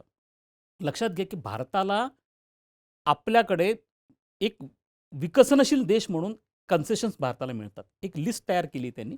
साधारणतः त्याच्यामध्ये 52 देश आहेत आणि ज्यामध्ये भारत पण आहे. कारण भारताला स्पेशल एक रिलॅक्सेशन अमेरिकेकडनं दिलं जातं. ते डोनाल्ड ट्रम्पनी पहिल्या काळामध्ये काढून घेण्याचा प्रयत्न पण केला होता. दुसरा मुद्दा असा आहे, की आपले फार्मास्युटिकल्स असतील, ॲटो पार्ट्स असतील, जेम्स अँड ज्वेलरी आहेत आणि ॲग्रिकल्चर प्रॉडक्टसुद्धा त्यांचा आपण एक्सपोर्ट अमेरिकेला मॅक्सिमम करतो. त्याच्यामधली इम्पोर्ट ड्युटी कंपॅरेटिव्हली भारताच्या तुलनेमध्ये कमी आहे. हं, हं. आणि म्हणून तो सारखं भारतामध्ये ॲग्रिकल्चरमध्ये सगळ्यात जास्त इम्पोर्ट ड्युटी, कारण आपल्या फार्मर्सला प्रोटेक्शन करणं आपल्याला गरजेचं आहे. तर मला असं वाटतं, की आता ही वेळ आलेली आहे, की भारताने या सगळ्या गोष्टींचा सारासार विचार केला पाहिजे. हां, आणि तुम्हाला जेवढं तुमचा प्रॉडक्ट हा ग्लोबली कॉम्पिटिटिव्ह बनेल. हं, हं. जर स्पर्धाच नसेल तर तुम्ही कॉम्पिटिटिव्ह कसे बनणार? जर तुम्हाला ग्लोबल लेव्हलचं प्रोडक्शन करायचं असेल, तुमचा माल जागतिक स्तरावरती न्यायचा असेल, तर तो स्पर्धेशिवाय शक्य नाहीये. म्हणून स्पर्धा हा ग्लोबलायझेशनचा एक फार मोठा भाग आहे. म्हणून तुम्ही खूप काळ ह्या स्पर्धेपासून तुमच्या प्रॉडक्टला वाचवू नाही शकत. खूप काळ तुम्ही सबसिडीज देऊन त्यांना पॅम्पर नाही करू शकत. तुम्हाला कधी ना कधीतरी ह्या सगळ्या गोष्टींना एक्सपोज करावं लागणार आहे. त्या स्पर्धेला तुमच्या प्रॉडक्टला एक्सपोज करावं लागणार आहे. आणि ही वेळ भारताला आता मला असं वाटतं की हाय टाईम आहे की भारताने ट्रेड रिफॉर्म्सकडे सुद्धा वळलं पाहिजे. सर, ज्यावेळेस आपण ट्रेड किंवा असं इंटरनॅशनल पर्स्पेक्टिव्हने बघतो, तर त्यावेळेस आपल्या इथे एक गोष्ट खूप सेलिब्रेट केली जाते. म्हणजे उदाहरणार्थ ऋषी सुनक थोडंसं भारताशी कनेक्ट आहे म्हणून ते सेलिब्रेट केलं जातं. किंवा आता अमेरिकेचे उपराष्ट्रपती जे.डी. व्हॅन्स यांची फॅमिली जी आहे भारताशी कनेक्ट आहे, त्या गोष्टी सेलिब्रेट केल्या जातात. ह्याचा खरोखर आंतरराष्ट्रीय राजकारणामध्ये किंवा आंतरराष्ट्रीय संबंधांमध्ये फायदा होतो का? नक्की होतो. तुम्हाला सांगतो की आपलं पॉप्युलेशन भारताचं साधारणतः 142 कोटी आहे. आज 2025 मध्ये 3.5 कोटी भारतीय 123 देशांमध्ये राहतात. हं, हं, हं. आणि प्रतिवर्षी ते भारताला जो पैसा पाठवतात, ज्याला फॉरेन रेमिटन्स आपण म्हणतो, हं, हं. तो आहे $100 बिलियन. हा $100 बिलियन जगामध्ये आशिया खंडामध्ये सगळ्यात जास्त फॉरेन रेमिटन्सेस स्वीकारणारा देश भारत आहे. कारण आपले देश आपला जी भारतीयांची मानसिकता आहे, ती बचत करण्याची मानसिकता आहे. आणि भारतीयांची मागणी जगामध्ये प्रचंड आहे. कारण भारत मुळातच आपण शांतताप्रेमी लोक आहोत. आपण विनाकारण कोणत्या वादात पडत नाही. आपली न्यूसन्स व्हॅल्यू फार नाही आहे. आपण अत्यंत चांगल्या पद्धतीने जाऊन नोकरी करणं आणि सगळे फॅमिली माइंडेड, सगळ्यात मोठी कुटुंब व्यवस्था, जी आता वेस्टर्न वर्ल्डमध्ये अमेरिकेत फार प्रभावी नाही आहे. आपल्याकडे कुटुंब व्यवस्था फार महत्त्वाची आहे. त्यामुळे कुटुंबवत्सल पुरुष, नोकरी करणं, फारशा कोणत्या व्यसनांमध्ये न जाणं, पैसा सेव्ह करणं, सेव्ह केलेला पैसा भारतात परत पाठवणं, हा भारतीयाची मेंटॅलिटी असते. त्यामुळे भारतीय भयानक डिमांडमध्ये आहे सगळीकडे. सगळीकडे भारतीय तुम्हाला दिसून येतील. त्यामुळे 123 देशांमधनं 3.5 कोटी भारतीय राहत आहेत. हे इतके श्रीमंत भारतीय आहेत. आज भारतीयांचा पर कॅपिटा इन्कम हा $2800 आहे. पण जो भारतीय अमेरिकेचा नागरिक आहे, त्याचा पर कॅपिटा इन्कम $83,000 आहे. तुम्ही इमॅजिन करा केवढा प्रचंड पैसा या लोकांकडे आहे. आणि हाच आज तुम्ही डेमोक्रॅटिक पार्टी असो की रिपब्लिकन पार्टी असो, यांना सगळ्यात जास्त डोनेशन देणारे भारतीयच आहेत. त्यांची लॉबी सिस्टम आहे. आज त्यांच्या डोनाल्ड ट्रम्पच्या मंत्रिमंडळात बघा ना तुम्ही 1/4 इंडियन्स आहेत. त्यामुळे याचा निश्चितपणे आपले भारतीय अत्यंत चांगलं काम आज अमेरिकेमध्ये जगाच्या पाठीवरती करत आहेत. आणि याचा फायदा मिळत असतो. भारताविषयी एक चांगली वेव किंवा ज्याला मी त्याला सहानुभूती म्हणत नाहीये, पण एक सकारात्मक वातावरण निर्माण होण्यासाठी हे चांगलं आहे. कोण कशाला इतर देशांच्या व्यक्तीला आपल्या देशामध्ये राष्ट्राध्यक्ष, पंतप्रधान बनवेल? ही जी आपली कमिटमेंट आहे, ही कमिटमेंट फार महत्त्वाची आहे. मला असं वाटतं की हा पॉझिटिव्ह इम्पॅक्ट होतो की ओव्हरऑल इंडियाचं कल्चर हे किती अकोमोडेटिव्ह कल्चर आहे, हे याच्यातनं ग्लोबल लेव्हलला रिफ्लेक्ट होतं. सर, जवळपास माझ्या तरी सर्व शंकांची उत्तरं मला मिळालेली आहेत. सर्व प्रश्नांची उत्तरं मिळालेली आहेत. वेळ कमी आहे आपल्याजवळ. खूप सारे प्रश्न आहेत अजून. पण शेवटाकडे येताना एक महत्त्वाचा प्रश्न परत पाकिस्तानकडे येतो, जिथून सुरुवात झाली होती तिथं. पाकिस्तान ही समस्या आहे. ह्याच्यावरती उत्तर काय आहे? किंवा चीन ही सुद्धा आपल्या दृष्टीने एक समस्या आहे. आता उत्तर काय आहे ह्याच्यावरती? नाही, मला असं वाटतं की मला अटल बिहारी वाजपेयींचा अत्यंत फेमस कोट त्यांचा जो आठवतो की आपण आपला शेजारी निवडू नाही शकत. त्यामुळे जो आहे हं. त्याच्याबरोबरच आपल्याला आपला संसार जो आहे तो करावा लागणार. एक. दुसरा मुद्दा असा आहे की आपण लाँग टर्ममधली एक पॉलिसी अशी केली पाहिजे आहे. मी तुम्हाला 2 इस्लामिक देशांची उदाहरणं देतो. एक आहे मलेशिया, दुसरा आहे एक आहे इंडोनेशिया आणि दुसरा आहे बांगलादेश. या दोन्ही ठिकाणी पहिले लष्करी हुकुमशाही होती. पण तिथल्या जनतेने कॉन्शियस डिसिजन घेतला आणि जनतेने लष्कराला त्याची जागा दाखवली.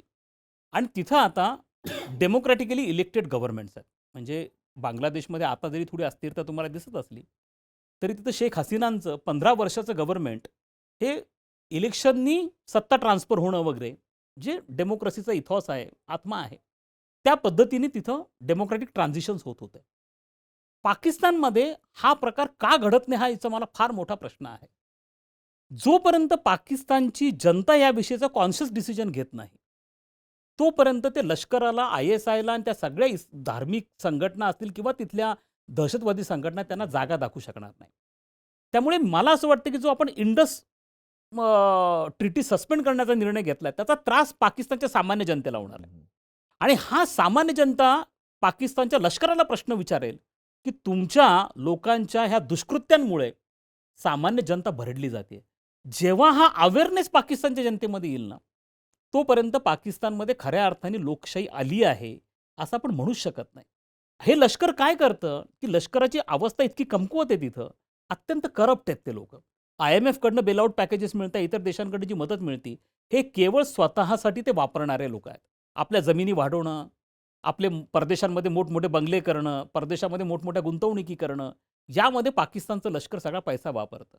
आणि ज्या वेळेला मग त्यांना असं वाटतं, की आपण कमकुवत व्हायला लागलो, तेव्हा ते भारत-पाकिस्तान, काश्मीर वगैरे असे इश्यू, दहशतवाद यांना चालना देतात.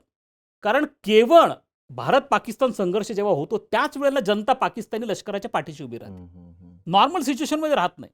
आणि त्यामुळे ते असा प्रकार सातत्याने करत असतात. त्यामुळे जोपर्यंत पाकिस्तानमध्ये लष्करावरती लष्कर केंद्रस्थानी आहे, ह्या धार्मिक संघटना आणि ह्या दहशतवादी संघटना केंद्रस्थानी आहे, तोपर्यंत भारताला त्रास होतच राहणार. त्यामुळे जोपर्यंत लष्कराचं महत्त्व कमी जर आपल्याला करायचं असेल, तर पाकिस्तानच्या जनतेला अपील करावं लागेल आणि अपील म्हणजे हे इंडस वॉटर ट्रीटी आहे, त्यांना त्रास व्हायला पाहिजे. हं, हं. का भारतीय सामान्य जनतेला आज आपल्या पहलगाममध्ये आपल्या आया-बहिणींनी म्हणजे त्यांचे कोणी भाऊ गमावला, कोणी पती गमावलं. काय भयानक वेदना होत्या त्या. आमची अशी इच्छा आहे, की याच्यातले काही प्रमाणात का होईना वेदना पाकिस्तानी जनतेला इंडस वॉटर ट्रीटीच्या माध्यमातून सहन झाल्या पाहिजे. जेव्हा त्यांच्या शेतीवर परिणाम होईल, उद्योगांवर परिणाम होईल ना, तेव्हा सामान्य जनतेला कळेल, की भारतामध्ये सामान्य जनतेला काय त्रास होतोय. आणि जेव्हा ही जनता कॉन्शियस डिसिजन घेईल त्या लष्कराला आणि त्यांच्या ISला जागं दाखवण्याची, तोपर्यंत भारताला त्रास सहन करावा लागेल. मला वाटतं लाँग टर्ममध्ये भारताने हा जो निर्णय घेतला इंडस वॉटर ट्रीटी सस्पेंड करण्याचा, कंटिन्यू ठेवला पाहिजे. आपण आशा करूया पाकिस्तानमधील जनतेला लवकर जाग येईल आणि ते ह्याविषयी योग्य तो डिसिजन घेतील.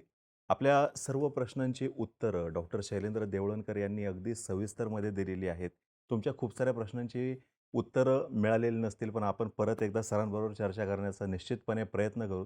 सरांनी जे सांगितलं त्याच्यामधला एक मुद्दा फार महत्त्वाचा होता. तसे सगळेच मुद्दे महत्त्वाचे होते, पण युद्ध दिसतं तितकं सोपं नाही आहे आणि युद्ध हा शेवटचा पर्याय असतो कोणत्याही देशासाठी. हे आपण सगळ्यांनी या ठिकाणी समजून घेणं गरजेचं आहे. तुमचे जर का अजून काही प्रश्न असतील तर निश्चितपणे आम्हाला तसं सांगा. आपण सरांना परत एकदा बोलवूयात. त्यांच्याबरोबर परत एकदा वेगवेगळ्या विषयांवरती आपण चर्चा करण्याचा प्रयत्न करूयात. तोपर्यंत तुम्हा सर्वांचे खूप खूप आभार. सर तुमचे सुद्धा खूप खूप आभार. Thank you.